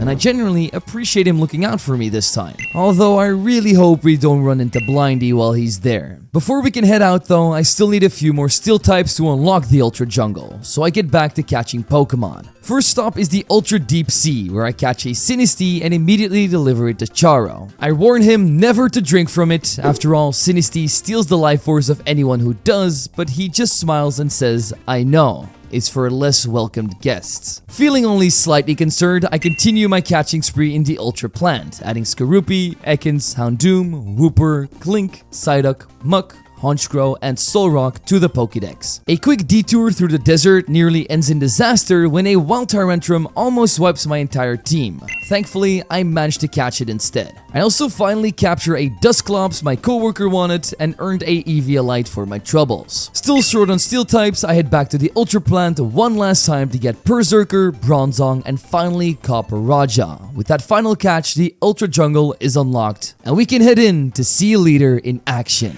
Inside of the jungle, we eventually meet up with Leader, who's accompanied by his trusty Naganadel. Before we continue, he apologizes once again for how harsh he was after the Ultra Plant incident. He admits that when he first joined the Ultra Recon squad, he was exactly like me, always chasing the next mission, always putting the city's future above his own safety, but experience has taught him something. No risk, no gain doesn't work when you're exploring Ultra Space. If you keep gambling with your life, eventually you'll lose. Maybe I wouldn't mind dying for this mission, but there are plenty of people who would. With that, the lecture is finally over, so we head deeper into the jungle expecting to find the next fragment. Instead, a buzzwole blocks our path. And honestly, the two of them look strangely alike. Leader insists the only thing they have in common is that his bald head shines a little brighter, but Buzzwole refuses to let us pass. So naturally, the only logical solution is a flexing contest. This was genuinely the best minigame ever. Buzzwole strikes a pose, and I have to quickly tell Leader which muscles to flex before time runs out. The first round goes surprisingly well, and as we continue, Leader starts telling me more about my mom. Back when she was still a reckless young recruit, she constantly bailed him out after his latest dangerous idea. I mean, she showed that off to Necrozma, so she'd probably show that to anybody if we're honest. A little later, Leader tells me about Faba. Years ago, he literally fell out of an ultra wormhole and landed on top of Megalo Tower. Thankfully, someone managed to catch him before gravity finished the job. He originally came from Alola, a world remarkably similar to the place they call Ultra Ruin, except Alola still has its light, and its technology is also centuries ahead. So Faba joined the Ultra Recon squad with one dream: finding his way back home. Even though we all mess with him sometimes, Leader quietly admits that when the day finally comes, everyone will miss him. Because despite being pretty annoying, he's actually a very good person. Anyway, after one final round of competitive bodybuilding, we finally reach the deepest part of the jungle. There waits the Buzzwole guarding our next Necrozma fragment. Only something's wrong. Before the flex off can even begin, the Ultra Beast is engulfed in a crimson aura. It starts flexing with unbelievable speed, and due to this cheating behavior, even Leader can't keep up, so looks like this battle will be on me. Buzzwole can hit like a truck, but sometimes big muscles isn't the only thing you need, because Infernape's speed can easily flame wheel him out of the way. With Buzzwole defeated, I recover another Necrozma fragment. While waiting for Solgaleo to arrive, something unexpected happens though. Buzzwole straight up refuses to leave. In fact, it seems to have taken a liking to Leader. Even Poipoil wants it to come along. So I suggest bringing the Ultra Beast back to Ultra Megalopolis. To my surprise, Leader agrees. After all, my mom was the very first person to bring an Ultra Beast home, so why shouldn't he follow in that legacy? Back in Megalo Tower, Leader tells me I won't have to write a report this time. Then he and Buzzwole casually walk off together like they've been best friends for years, while Miss Ella is trying her absolute hardest to keep a straight face. I guess being the boss really does come with a few extra privileges. With another mission completed, it's already time for my next rank battle.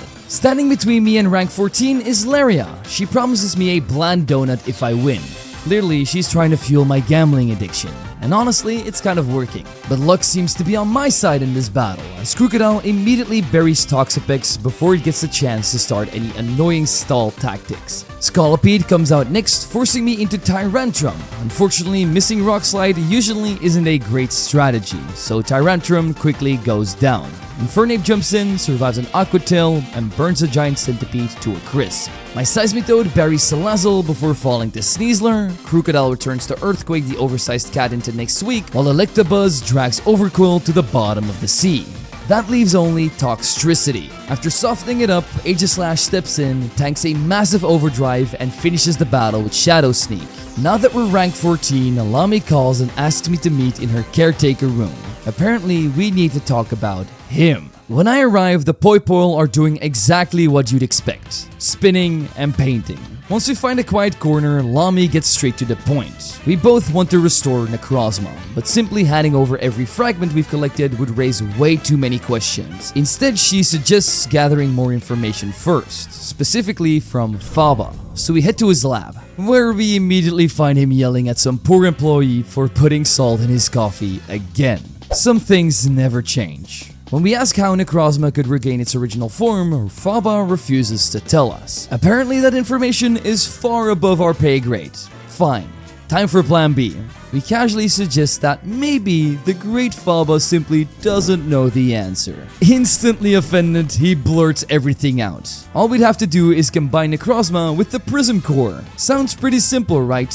Well, mostly. If Necrozma doesn't contain enough light, Prism would simply absorb with little energy it has left instead. Lami is thrilled with that new information and heads back to her Poipoil. Meanwhile, Prism reminds me that another rank battle is already waiting, this time against Miss Ella herself. Apparently, she tried handing in a vacation request, instead she got assigned to battle me. We all have rough days sometimes, don't we? Anyway, she opens with Pyukumuku, immediately poisoning my Crocodile. After landing an Earthquake, I switch into Electabuzz only for her to pivot into Goodra. I do the same with Tyrantrum by chunking the Gooey Dragon before going down to Tinkaton. Crocodile tears through Behemoth before Infernape returns to kick Serena clean off the battlefield. A pair of close combats and Pyukumuku packing as well, which leaves just Dipsy. Luckily, Aegislash calmly steps forward and brings the Ultra Beast crashing to the ground, ranking us up to 15. So let's go back to Leader's office to see what he has for me. Him, Buzzwole, and Lami were already waiting for me.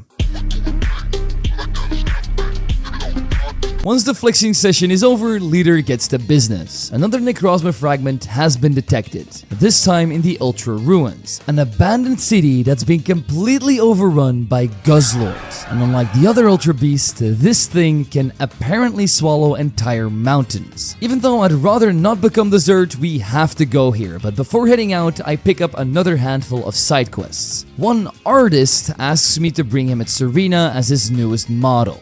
Sure, it's definitely strictly for art. Another woman wants a cliff key because she always keeps losing her keys. Laria needs a Meowth to help collect all the coins scattered around the game corner, and Pluro asks for a Rhyperior to help transport heavy samples from the frozen outskirts. Looks like my quest log is full again, but since I still need more Pokemon before unlocking the Ultra Ruins, it's time for another catching spree. This time I add Magnezone, Tatsugiri, Drampom, Miltank, Krabby, Kommo-o, Tepig, Noivern, and Rhyhorn to the collection, before heading back to the game corner for a lot of gambling because that would make getting Pokemon a lot quicker. We somehow hit the jackpot by getting a custom new shiny Snover, which I'll gladly take. With luck clearly on my side again, I finally make my way to the Ultra Ruins, and this place looks incredible. Broken skyscrapers stretch into the sky, shattered windows reflect what little light remains, and vines have completely reclaimed the city. It genuinely feels like civilization simply stopped existing. Of course, the ruins aren't empty though. They're packed with Pokemon. So I immediately get back to work catching Tangela, Tuololo Meowth, and a Klefki before finally evolving my Steenie into Tsareena. Back in Ultra Megalopolis, it's time to hand in another batch of the quests we just accepted. Using a link cable I took way too long to find, by the way, I end up evolving Rhyhorn all the way into Rhyperior 2. With those quests out of the way, I also evolve my shiny Snover into Abomasnow and head straight back into the Ultra Ruins. This time I notice something far more interesting. Someone else is living in this supposedly abandoned city. He turns out to be surprisingly friendly. After chatting with him for a bit, I learned that he stayed behind in the Ultra Ruins because he worships Guzzlord, or as he prefers to call him, Mr. Glutton. Apparently he also wears the exact same outfit every single day, not because it's fashionable, but because it saves him the trouble of deciding what to wear each morning. And also protects him from whatever dangerous stuff is floating through the air here because it's pretty toxic. Thankfully, my Recon Squad suit does the exact same thing. So I continue exploring the city until I eventually arrive at an old school building. Inside, Lamy and Necrozma were already waiting for me. Lamy actually rode here through Ultra Space on Necrozma's back. To stop him from getting hungry along the way, she even gave him one of the fragments we'd collected. Apparently, that was enough to keep him under control. The real reason she brought him here though is because we finally have a way to restore his original form. Necrozma doesn't share our enthusiasm though. As far as he's concerned, there's no undoing what he did to our ancestors. He believes the easiest solution is simply to surrender and let Ultra Megalopolis decide his fate. Lamy immediately shuts that idea down because giving up won't make anyone happy, least of all Necrozma himself. She reminds him of the one thing he misses most, seeing people smile because of him, helping the very people he wanted to protect. And after a long silence, Necrozma finally agrees. Without another word, he walks deeper into the school in search of the next fragment. A little later, I find him sitting quietly in front of an old classroom blackboard. He admits he actually can't see any of it. The visor only lets him distinguish rough shapes, nothing more. Technically, he could take it off right now because he feels stable enough, but if he lost control again and hurt us, he'd never forgive himself. Out of everything he's suffered over the centuries, the constant pain, the experiments, the shattered body, none of it compares to one thing. Living in a world without colors, without seeing a smile. That does indeed sound horrible, so to keep moving, we eventually find another puzzle. This one immediately reminds me of Librarian, where I have to organize shelves full of Pokemon books. The first challenge is simple enough. Remove every book with the letter Z, every starter Pokemon, and every Pokemon that isn't the first stage of its evolution line. Once that's done, a secret passage opens. 2 more bookshelves stand in the way, each with their own set of rules. They're a little trickier, but still straightforward enough that I'll spare you the details. What I won't skip is Lamy. The second Necrozma finally lets his guard down, she absolutely bombards him with questions. Can I touch the crystals on your visor? What did you look like before?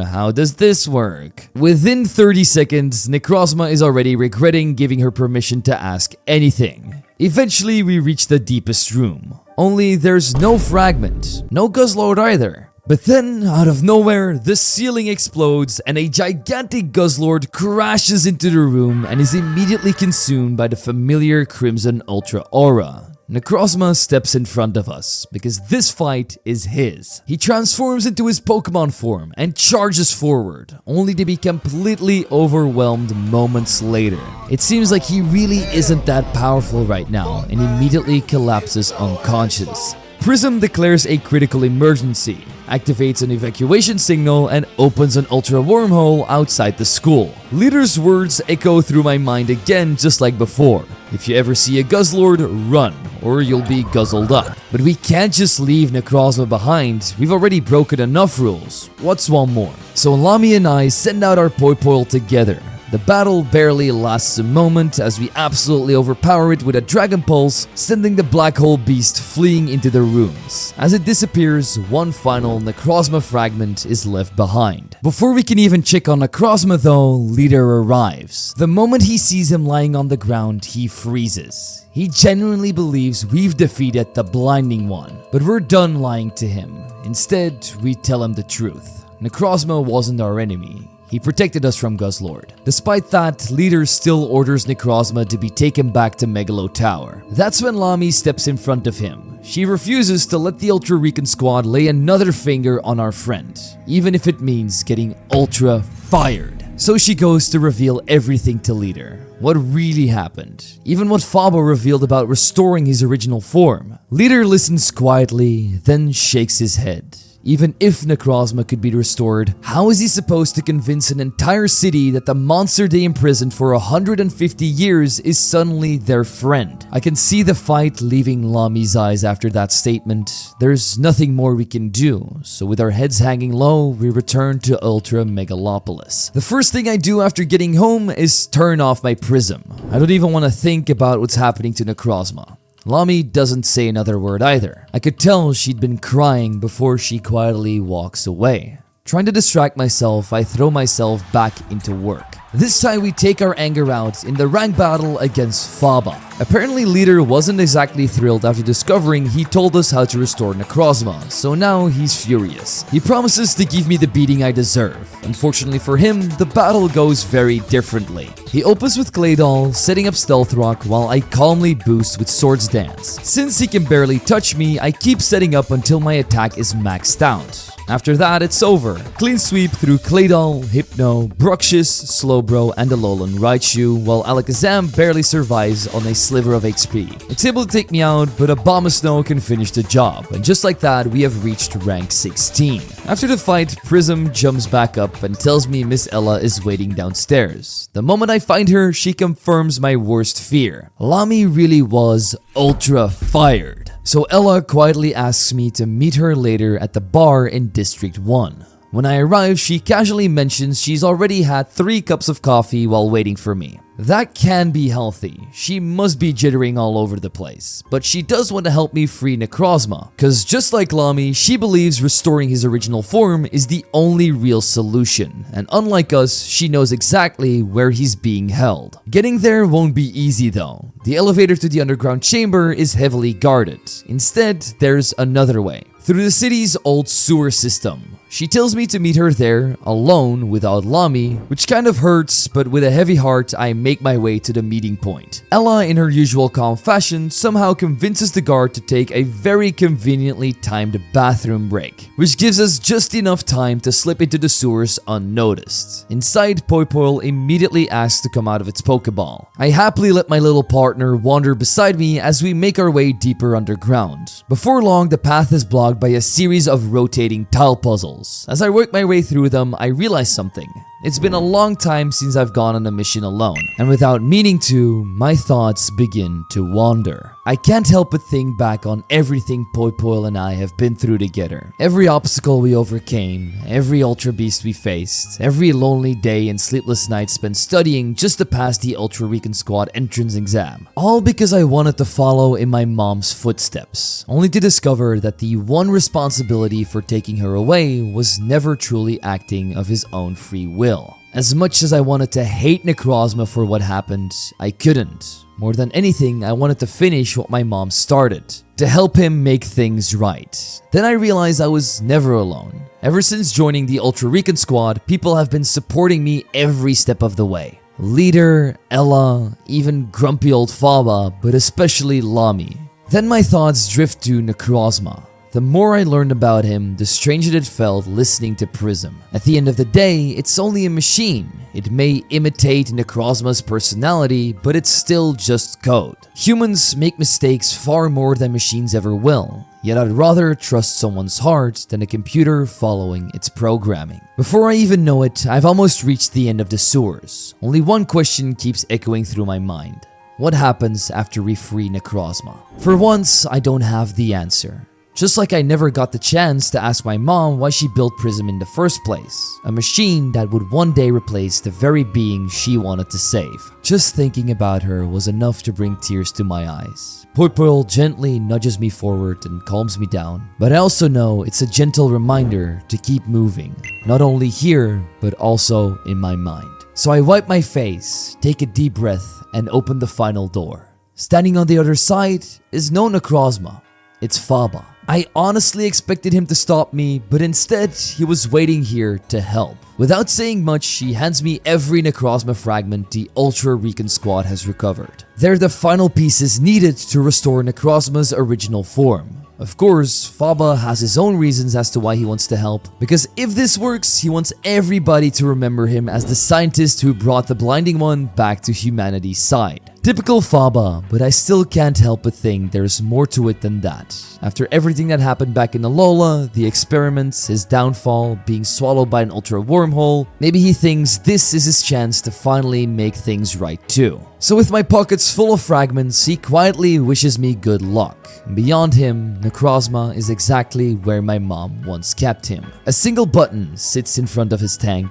Hoping this is finally the moment that ends all of his suffering, I reach out to press it, but before I can, the glass explodes. Necrozma breaks free on his own. The fragments I'm carrying must have awakened his hunger for light, so without hesitating, I throw every fragment towards him. It's still not enough to calm him down. With no other choice left, I have to fight my friend one last time. Poipole opens with a powerful Dragon Pulse, carving a huge chunk out of Necrozma's health, but the reply is immediate. Photon Geyser, and my faithful partner falls. Aegislash steps in though to finish the battle, landing one final Shadow Sneak that brings Necrozma down. As I kneel beside him, I tell him the truth. I'm not here to hurt him, I'm here to help.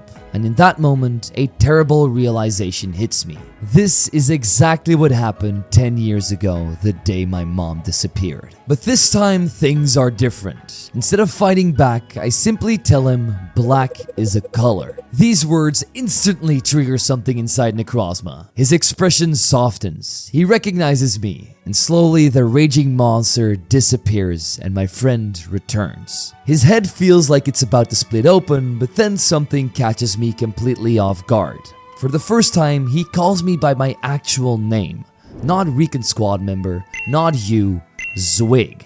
In that moment, I know he is truly not a monster. So we make a little promise. From now on, we'll always call each other by our real names. Necrozma agrees and quietly thanks me for everything I've done. Then he looks around and asks, "Where's Lami?" So I try to explain to him that she was ultra fired. Before the silence becomes unbearable though, Faba finally walks over. I quickly reassure Necrozma that he's on our side. After all, he was the one who handed over every fragment we just used, which means it's now finally time to make a plan. According to Faba, restoring Necrozma is still possible. We just have one obstacle left, the Prism Core. Its defenses have to be disabled before it can merge with Necrozma, which basically means we're going to have to beat it up first. But before we can discuss anything else, Leader arrives. He orders us to stop this madness immediately, but before we can even make another move, Miss Ella bursts into the room, followed closely by Lami.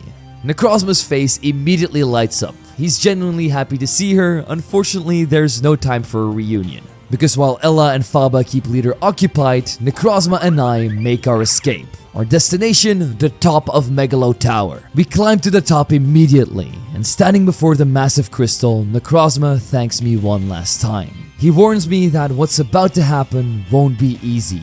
This could truly be the final time we see each other. But I smile, because we've come way too far to turn back now. I'm sure our friend has enough power to have what it takes. So together, we take our first steps toward the Prism Core.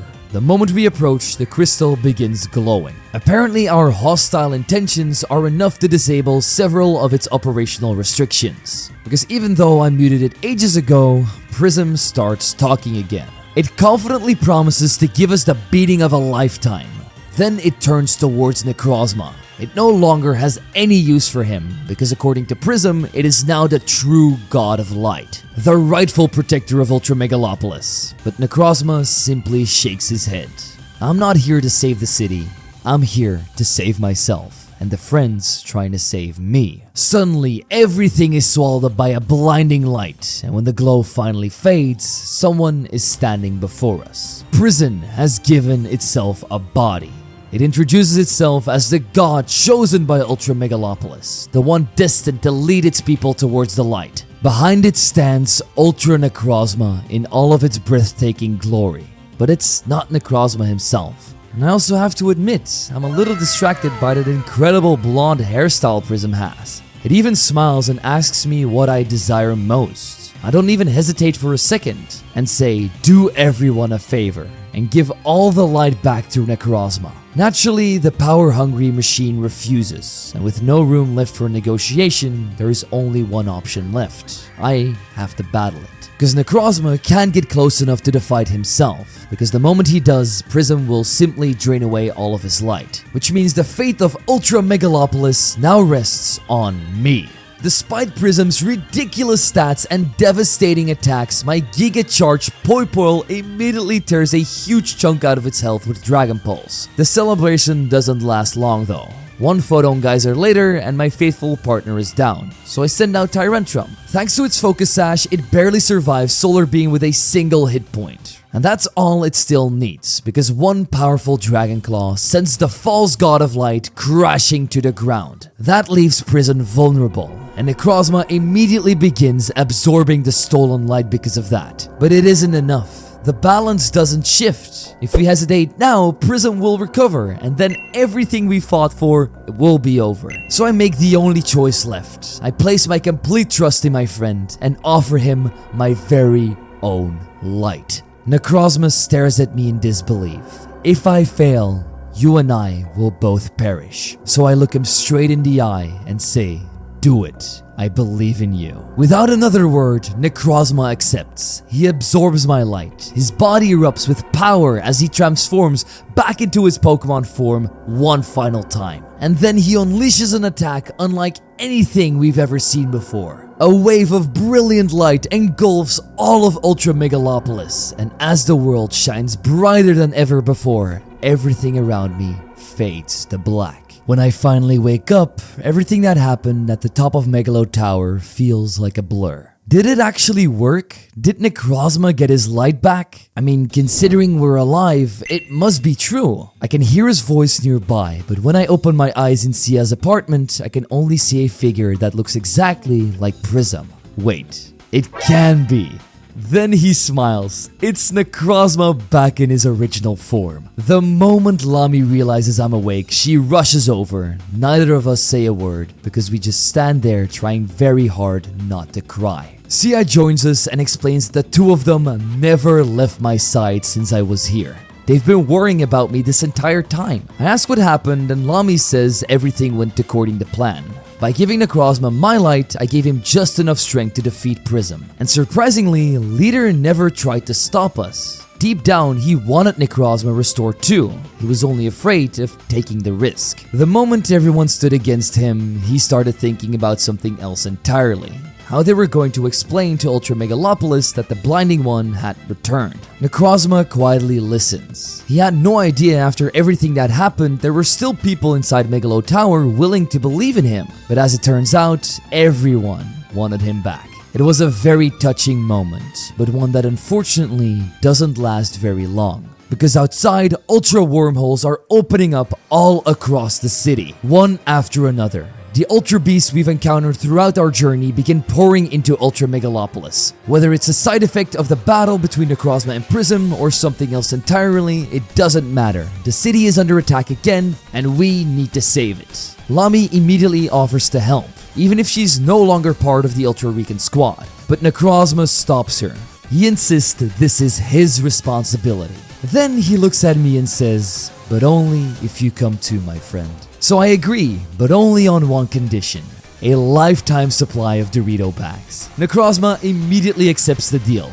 Best negotiation of my life. So the three of us rush outside. Despite everything happening around us, Necrozma can't help but smile. Of course he's worried, but for the first time in centuries, he has a chance to protect the city again. With that, he transforms once more, and together we're going to send every Ultra Beast flying back where it came from. Our first stop is Ella, who's currently being chased by a wild Nihilego. Now that Necrozma has regained his full strength, he fires a gigantic photon geyser, blasting the jellyfish straight back into Ultra Space. And can we just appreciate how amazing this looks? I've played a ridiculous number of Pokemon games over the years, but these animations and the effort that has been put into Pokemon Nova are genuinely some of the best I've ever seen. And I truly hope that the creator just keeps on making more bangers like this. But until then, we have to go up to District 2, where Faba is desperately holding off a Pheromosa. Necrozma still remembers getting smacked around by the oversized cockroach, so this time he answers with an absolute enormous Hyper Beam, launching the love of his life back to the Ultra Desert. We also find Sia, who somehow decides this was the perfect moment to go shopping for cookie ingredients. Apparently she ran out of salt, even though the apocalypse is literally happening outside. Anyway, one prismatic laser later and the Stakataka pinning her down is reduced to rubble. Of course, Leader is the one facing off against Buzzwole. He apologizes for not being the best leader ever. He felt like he was ignoring people's feelings and taking the easy path instead of fixing things the right way. Now isn't exactly the time for a heart-to-heart though, so he blasts Buzzwole back where it came from with a massive photon geyser and continue to a Recon squad member who's desperately trying to fight off a circuitry alongside Solgaleo. He wastes no time as this one and Celesteela that was harassing Lami both get blasted away too, leaving just one, which was waiting on the top of Megalo Tower. And when we arrive, we see the very same Guzzlord we fought back in the Ultra Ruins. Necrozma points out how unbelievably loud this thing is, but I say that it's a dark type. How is our friend going to fight it with its psychic type attacks? But Necrozma ignores me, smiles, and says he saved his strongest attack for last. Light that burns the sky. The attack engulfs the entire city in radiant light, and when it's finally over, Ultra Megalopolis shines brighter than it has in centuries. Necrozma immediately asks if I'm alright. Apparently my eyes don't look so great, but it's not the attack that did this to me. I'm just not used to living in a city with sunlight anymore, because for the first time in generations, Ultra Megalopolis finally looks the way it was always meant to be. This is exactly what my mom would have wanted. Necrozma lowers his head and apologizes yet again, but I stop him, because I know he's not a monster. It's just that I miss her a lot. Now that the city is finally safe again though, there's still one huge challenge ahead. We still need to bring back the sun, but Necrozma doesn't seem to know how to do that yet, because there are so many things he only understands just now, all because I chose to believe in him. That's a nice speech and all, but I want an actual answer, so I threaten him with another one of Poipoil's punches. Necrozma could go out into the world, but he wants to stay here with his friends. Yes, even Faba. After we burst out laughing, a moment later, Lami walks over, completely confused about what we're laughing at. Then she reminds us that Leader wants to see us in his office. I tell her that they can wait a couple more minutes, I just want to admire the city a little longer, but before leaving, I turn toward Necrozma and say, "Of course, you're my friend." He doesn't say much, but I know that means more to him than he can put into words. Once the light eventually starts to burn my eyes, I head back into Leader's office. Now that balance has been restored, Leader explains that the people deserve the truth. After seeing a giant dragon of light flying across the city, questions are inevitable. So he'll tell them the entire true story about Prism and Necrozma. He asks if Necrozma is okay with that, and he just smiles and simply says, "Just make sure they know I couldn't have done it without the people who helped me become myself again."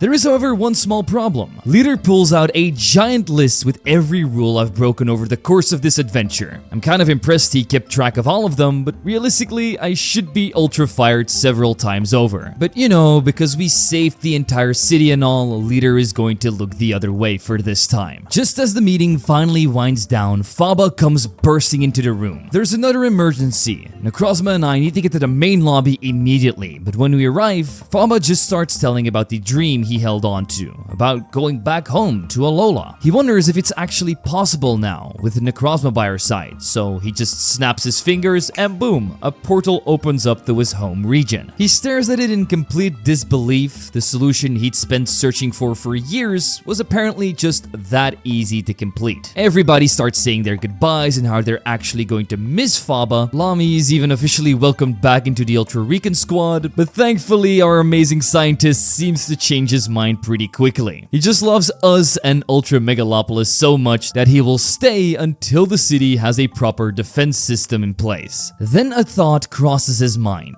He arrived in Ultra Megalopolis the exact same day Necrozma escaped. So what if my mom was pulled through the wormhole too? What? Necrozma focuses on the portal for a moment and sees that there is a strange light coming from the other side. A light that feels familiar, almost like the one from Ultra Megalopolis. There isn't even a discussion. We have to investigate. Because if Faba's theory is right, my mom might still be alive. But for this mission, it's just going to be me and Necrozma. We should be able to handle this. So after saying goodbye to our friends, we arrive at one of Alola's most beautiful beaches. My eyes immediately start burning, so I've officially become allergic to daytime. Nearby, we also find a small house, but unfortunately, nobody's home. There's only a handwritten note saying they're currently conducting Pokemon research at Mahalo Trail. We try to find this place because we have no idea where it is, but before we can leave, Necrozma pauses because something about the light here feels wrong. Like there's another presence hidden beneath it. We do eventually continue onward though through lush green fields, flowing waterfalls, wild Pokemon, and of course more Hoopa treasure chests. Eventually we run into a frightened blonde girl. She tries to explain what's wrong but keeps getting distracted by our bizarre outfits. Eventually she blurts it out. Her precious Ribombee is being attacked by some kind of dog Pokemon. Necrozma immediately starts charging light that burns the sky, but because I don't want the entire place to be blown up, I quickly stop him and try to solve this one myself. With a Dragon Pulse from Poipole, this supposed Zygarde immediately gets destroyed. With Ribombee now saved, the girl introduces herself as Lily, a local Pokemon professor. When Necrozma casually mentions his own name, her expression changes immediately. Proudly, I tell her that she's standing next to the being who once brought light to Alola. Instead of being impressed though, she goes quiet, because just like in Ultra Megalopolis, people here hated him.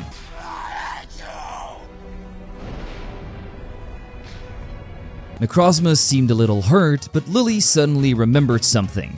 There's a woman working alongside her mother who talks about Necrozma all the time. So if anybody can help us find our mom, we have to go to the Aether Paradise to see this girl. With no time to waste, Necrozma opens another Ultra Wormhole and teleports us straight there. In the meantime, a strange figure was watching everything we were doing. As soon as we arrive at Aether Paradise, Poipole immediately jumps out of its Pokeball and darts inside. I instinctively move to follow, but Necrozma stops me. If your mother really is here, you should see her first. Alone. He's right. If she's been gone for 10 years, then the last thing she needs is to be overwhelmed by the being that sent her here. So I take a deep breath and step inside.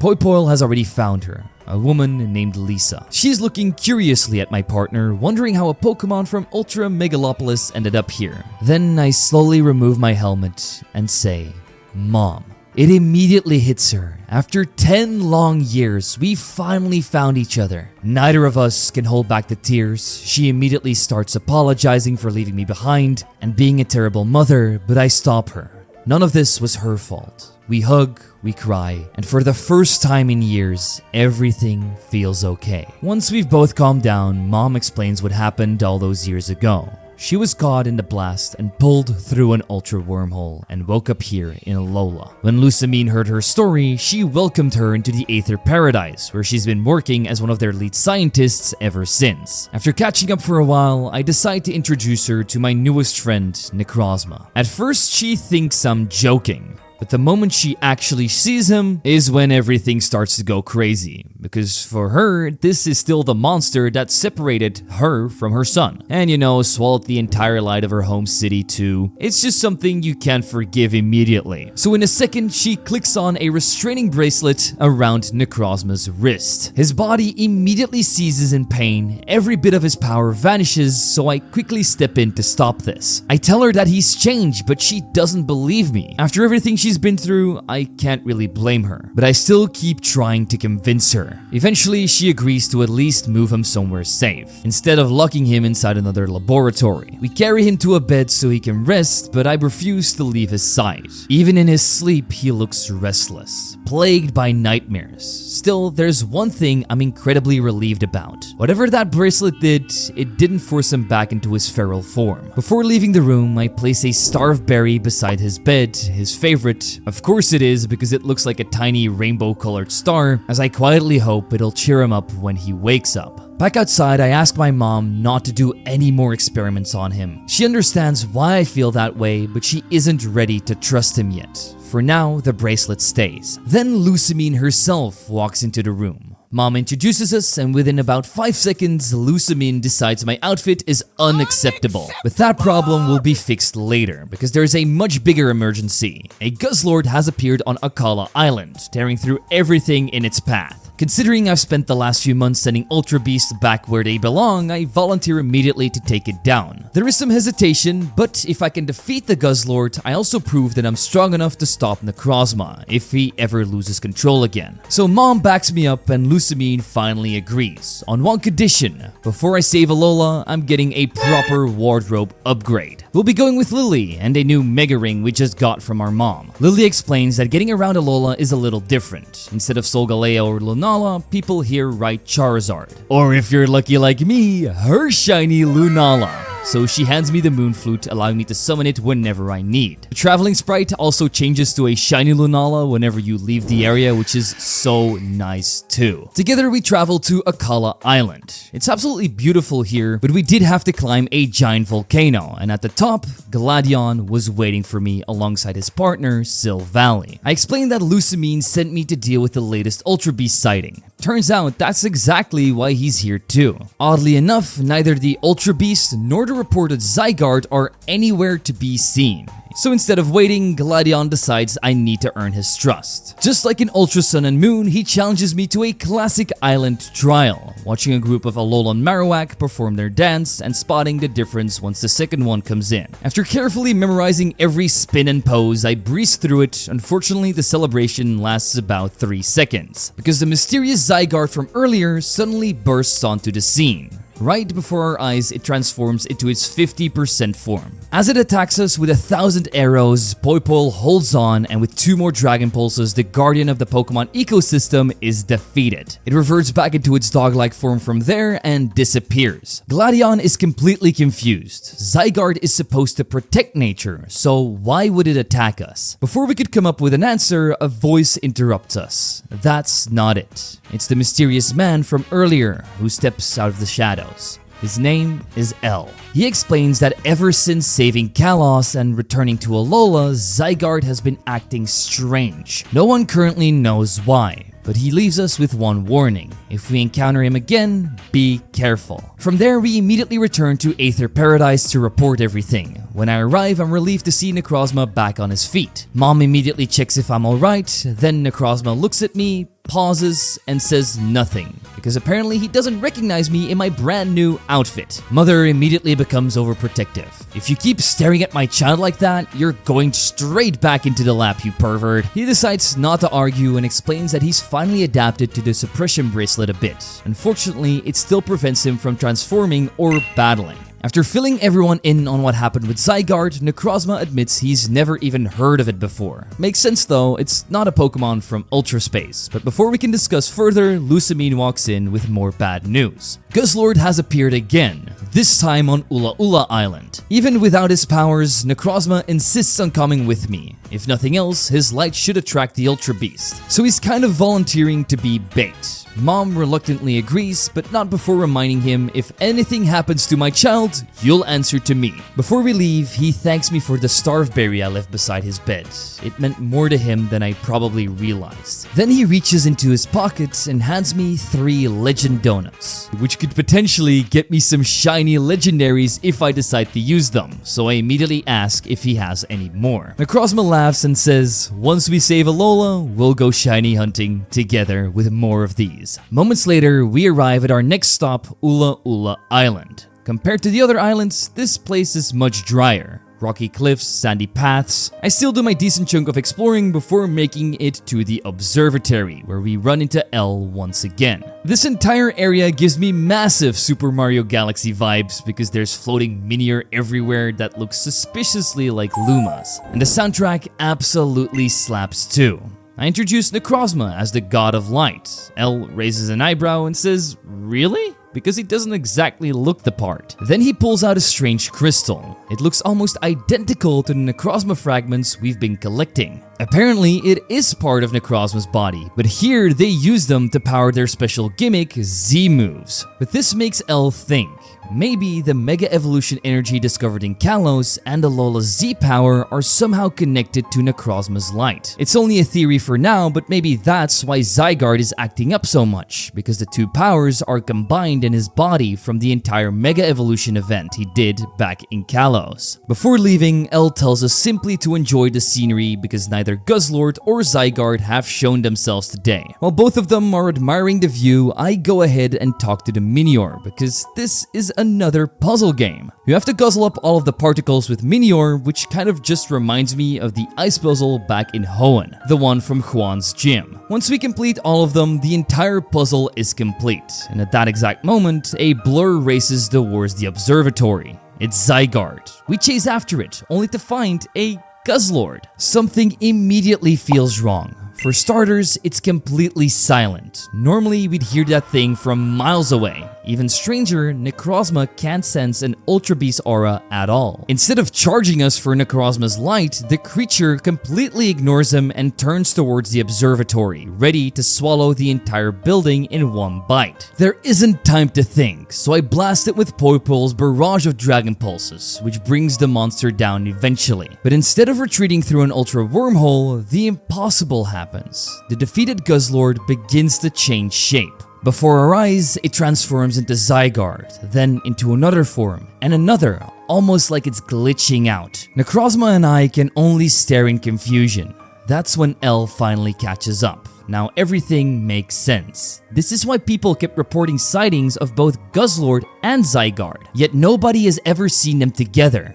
It's because they're the same Pokemon. It's clear that whatever happened after it returned to Alola drove it completely insane. But Zygarde isn't finished just yet. One final transformation begins, and before our eyes, it reaches its ultimate form, complete Zygarde. The colossal guardian vanishes into the distance, and L's expression immediately changes. This is catastrophic, especially if Zygarde undergoes a rogue Mega Evolution. I can't help myself and say, so Mega is still weaker than Ultra, right? It's such a bad joke that L doesn't even acknowledge it. Instead, he explains what happened back in Kalos. Some time ago, something caused Pokemon to begin Mega Evolving completely on their own.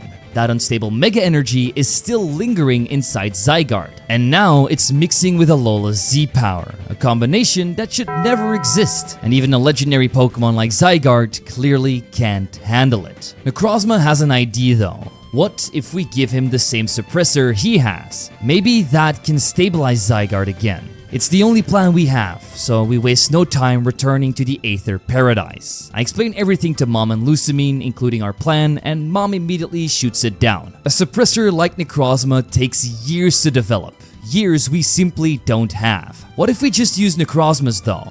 That's something Mom can't even think about. She isn't going to risk losing me again. We try to explain to her that that won't ever happen again, still she won't budge. So I try one last time. If you can't trust him, then at least trust me, your own child. Even Lucamine joins in, reminding her that all of Alola is at stake, not just her feelings. But her answer never changes. The bracelet stays, which leaves us with exactly one option: beat Zygarde ourselves. Before facing the monster though, there's one thing I absolutely have to do.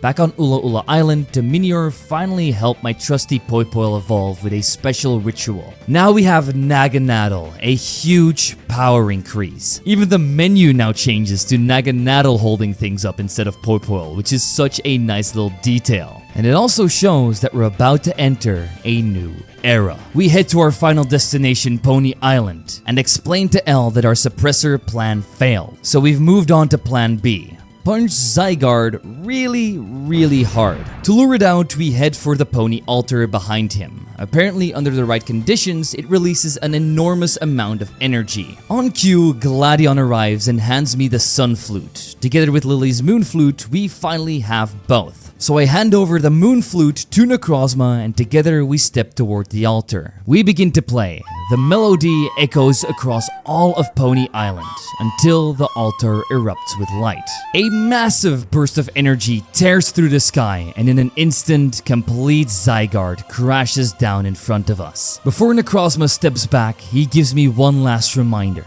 If you defeated Prism, you can defeat this monster too. The battle begins with Naganadel landing a powerful Dragon Pulse, but it barely scratches Zygarde. One devastating attack later and my longtime partner is down, so I send in a Bomb of Snow. He withstands 1,000 waves far better than expected and manages to stop the Guardian in its tracks with blizzards. Just when it looks like the battle is over, Zygarde transforms one last time. Here we see its glorious mega form.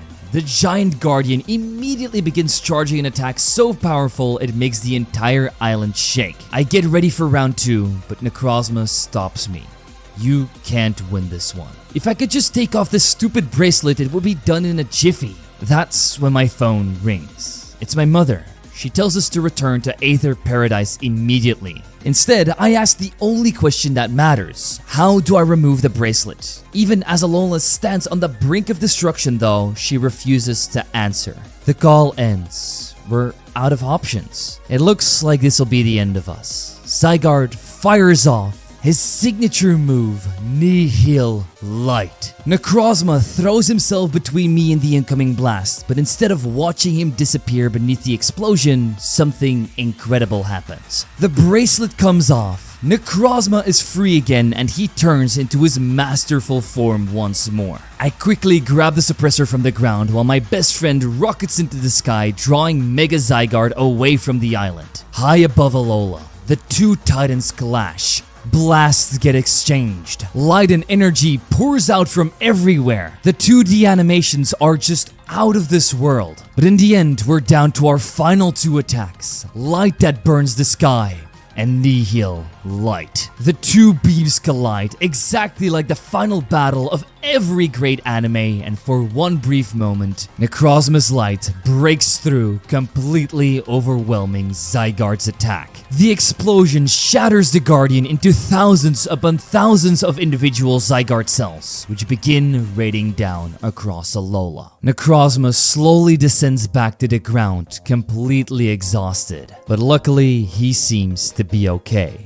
Instead, I spot a single squishy little Zygarde cell trying to crawl away. I immediately snap the suppressor around it before it can escape, which should prevent any further calamities. From there on out, I adopt Zygarde, and his name is now Squishy. The tiny cell actually answers me back and thanks me for his nickname. Since when can Zygarde cells talk? You know what? That's tomorrow's problem. Right now, Necrozma comes first. Mom arrives just in time and tackles me with a hug the moment she sees I'm safe. After checking on Necrozma, she asks what happened to Zygarde. I simply point at the tiny green blob sitting inside my head and say I'm keeping him. She doesn't even argue. Instead, she'll handle explaining everything to the people of Alola. Cause you know, they probably noticed this giant burst of energy coming out of nowhere. After seeing everything unfold, my mom also admits something. She spent years chasing a world filled with this kind of light. Believed she always had to solve every problem by herself. But today, I made exactly the same choices she would have made.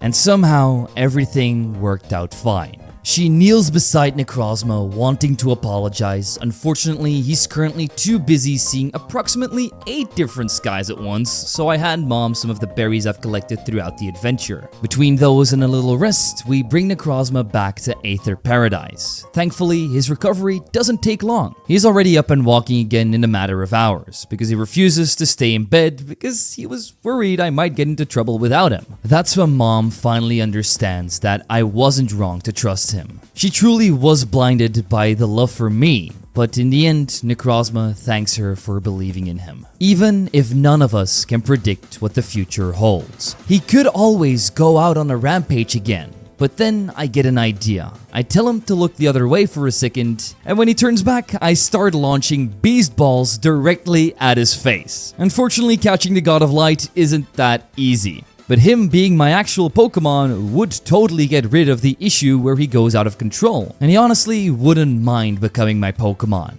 In fact, he wants to be my partner forever. To make it official, Necrozma asks me to choose the prettiest Pokeball I own. And there's only one correct answer. A luxury ball, so he always has a nice place to stay. One shake later, and just like that, I'm officially the proud owner of the God of Light. After Mom congratulates me, I ask the obvious question. What happens now? And even she isn't entirely sure. Everything changed so quickly. For now, she wants to return to Ultra Megalopolis and see how the city is adapting to having its light back. At the same time, she isn't leaving Aether Paradise because she owes Lusamine far too much for everything she's done over the past 10 years. Thankfully, with Ultra Wormhole, she can travel between both worlds whenever she wants. As for me, she has one suggestion. I should challenge the Pokemon League on Ula Ula Island. I stare at her for a second and ask what a Pokemon League is, but then I ask the much more important question of can we build an Ultra League in Ultra Megalopolis. She laughs and says, whatever path I choose, I'll support it, as long as I can visit you often. Before we say goodbye, she says something I've waited 10 years to hear again. I love you, son. With that wonderful moment, I decide to take her advice and head back to the Pokemon League. The journey there took me through blazing sunshine and freezing snowfall, but eventually I reached the top, and waiting for me there was L. He thanks me for saving Zygarde, but before we part ways, he wants one final battle. Considering I literally just got the strongest Pokemon in existence, I happily accept. Infernape deals with Pyroar, Aegislash sets up Swords Dances and tears through Noivern, Garbodor, Florges, and then Sableye before coming up against his final Pokemon, Mega Gyarados. It crunches up my sword, but in true Naganadel fashion, a Dragon Pulse wins me the fight. L then asks me what became of Zygarde, so I simply point at my hat and say he's right here. Squishy immediately recognizes him and thanks L for helping gather all of his scattered cells. Since I'm officially Squishy's trainer now though, L entrusts me with a Zygarde cube, allowing me to freely switch between all of Zygarde's different forms. I ask if Zygarde can turn human too, and apparently he can because a moment later he transforms, and wow. I don't know how, but the creator of this series always turns Pokemon into the coolest character sprites ever. I'm serious, that hairstyle deserves its own legendary status. L just laughs after that, looks at the two of us, and says, "You're going to get along just fine." With that, he wishes us luck and quietly disappears. Squishy then thanks me for saving him.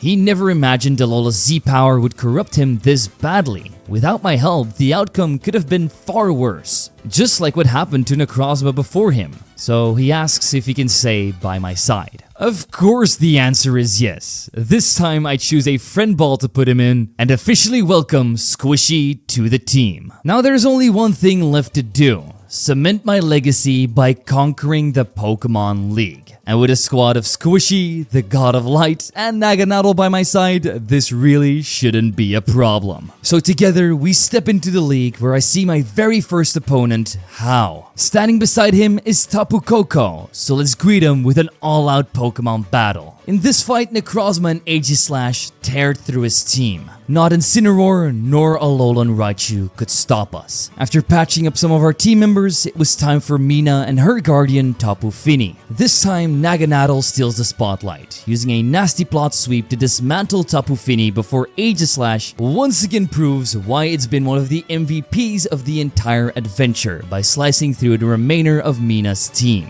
Our next opponent is Lala and Tapu Lele. After an early setback in the battle, Naganadel completely takes over. One Beast Boost is all it needed to snowball through nearly Lana's entire team, giving me one of the quickest Elite Four victories I've ever had. From there, only one trainer stood between me and the champion, Acerola, the last descendant of an ancient Alolan family fighting alongside Tapu Bulu. This battle is much closer, but Ultra Necrozma once again proves why he's the God of Light, blasting through the heart of Acerola's team before Zygarde cleans up the final threat. Now that I've officially conquered the Elite Four, there was only one trainer left, the champion. To make absolutely sure I'm ready, I feed my team every last Dorito bag I have before stepping onto the final platform. Here I'm greeted by the protagonist of Pokemon Sun and Moon, Celine. She's become the most legendary Alolan trainer and knows all about me from Lusamine already. However, we are not about to underestimate her, because she'll be going ultra full power. Hey, that's my line. To show that I don't appreciate that, I switch Infernape into Necrozma, who cracks her Toxapax in a literal flash. Shiny Solgaleo comes next, melts down my Aegislash, but not before I get a Shadow Sneak in. Squishy can take his attacks for days, however, so we swiftly bury the lion 6 feet under, bringing in Decidueye. It's able to knock out Squishy with Spirit Shackle, so I go into Infernape and just blast him with Raging Fury for the KO. We get washed away by her washing machine. Luckily, Necrozma can unplug it with 2 of its own attacks. Crocodile buries Umbreon with an Earthquake, leaving the champion with only Mega Raichu Y. It serves all over my Crocodile, but this was kind of perfect, because I want to give this last KO to the person that made all of this possible. I send out Necrozma and finish our adventure with one final Photon Geyser. Just like that, we become the champion of Alola. However, since I didn't complete any of the island challenges, I don't get the official title. But she does allow me to take a selfie on the throne, which was pretty damn cool. But with that, our adventure finally comes to an end. We restored the light to Ultra Megalopolis, saved Alola, found my mom, and gave the Blinding One the second chance he always deserved. Looking back, this absolutely became one of my favorite Pokemon games ever. Not just because of the incredible story, but because it constantly surprises me, seeing so many familiar faces return from Ultra Sun and Ultra Moon, while giving them entirely new roles made the world feel both nostalgic and fresh at the same time. The writing was also genuinely hilarious, the dialogue never took itself too seriously, and somehow it perfectly managed to balance comedy with emotional moments without either one overstaying its welcome. The pacing was excellent, every new Ultra Space felt distinct, every mission kept pushing the story forward, and I never reached a point where I just wanted the game to hurry up and move on. Then there's the little things like the creative puzzles, the side quests, the custom sprites, the gorgeous animations, the memorable boss fights, just a constant stream of new mechanics that kept the gameplay feeling fresh from beginning to end. Pokemon Nova doesn't just tell a story about saving the world, it's a story about trust, redemption, friendship, and finding hope again after everything seems lost. By the time the credits rolled, it genuinely felt like I'd gone on an unforgettable adventure alongside Necrozma,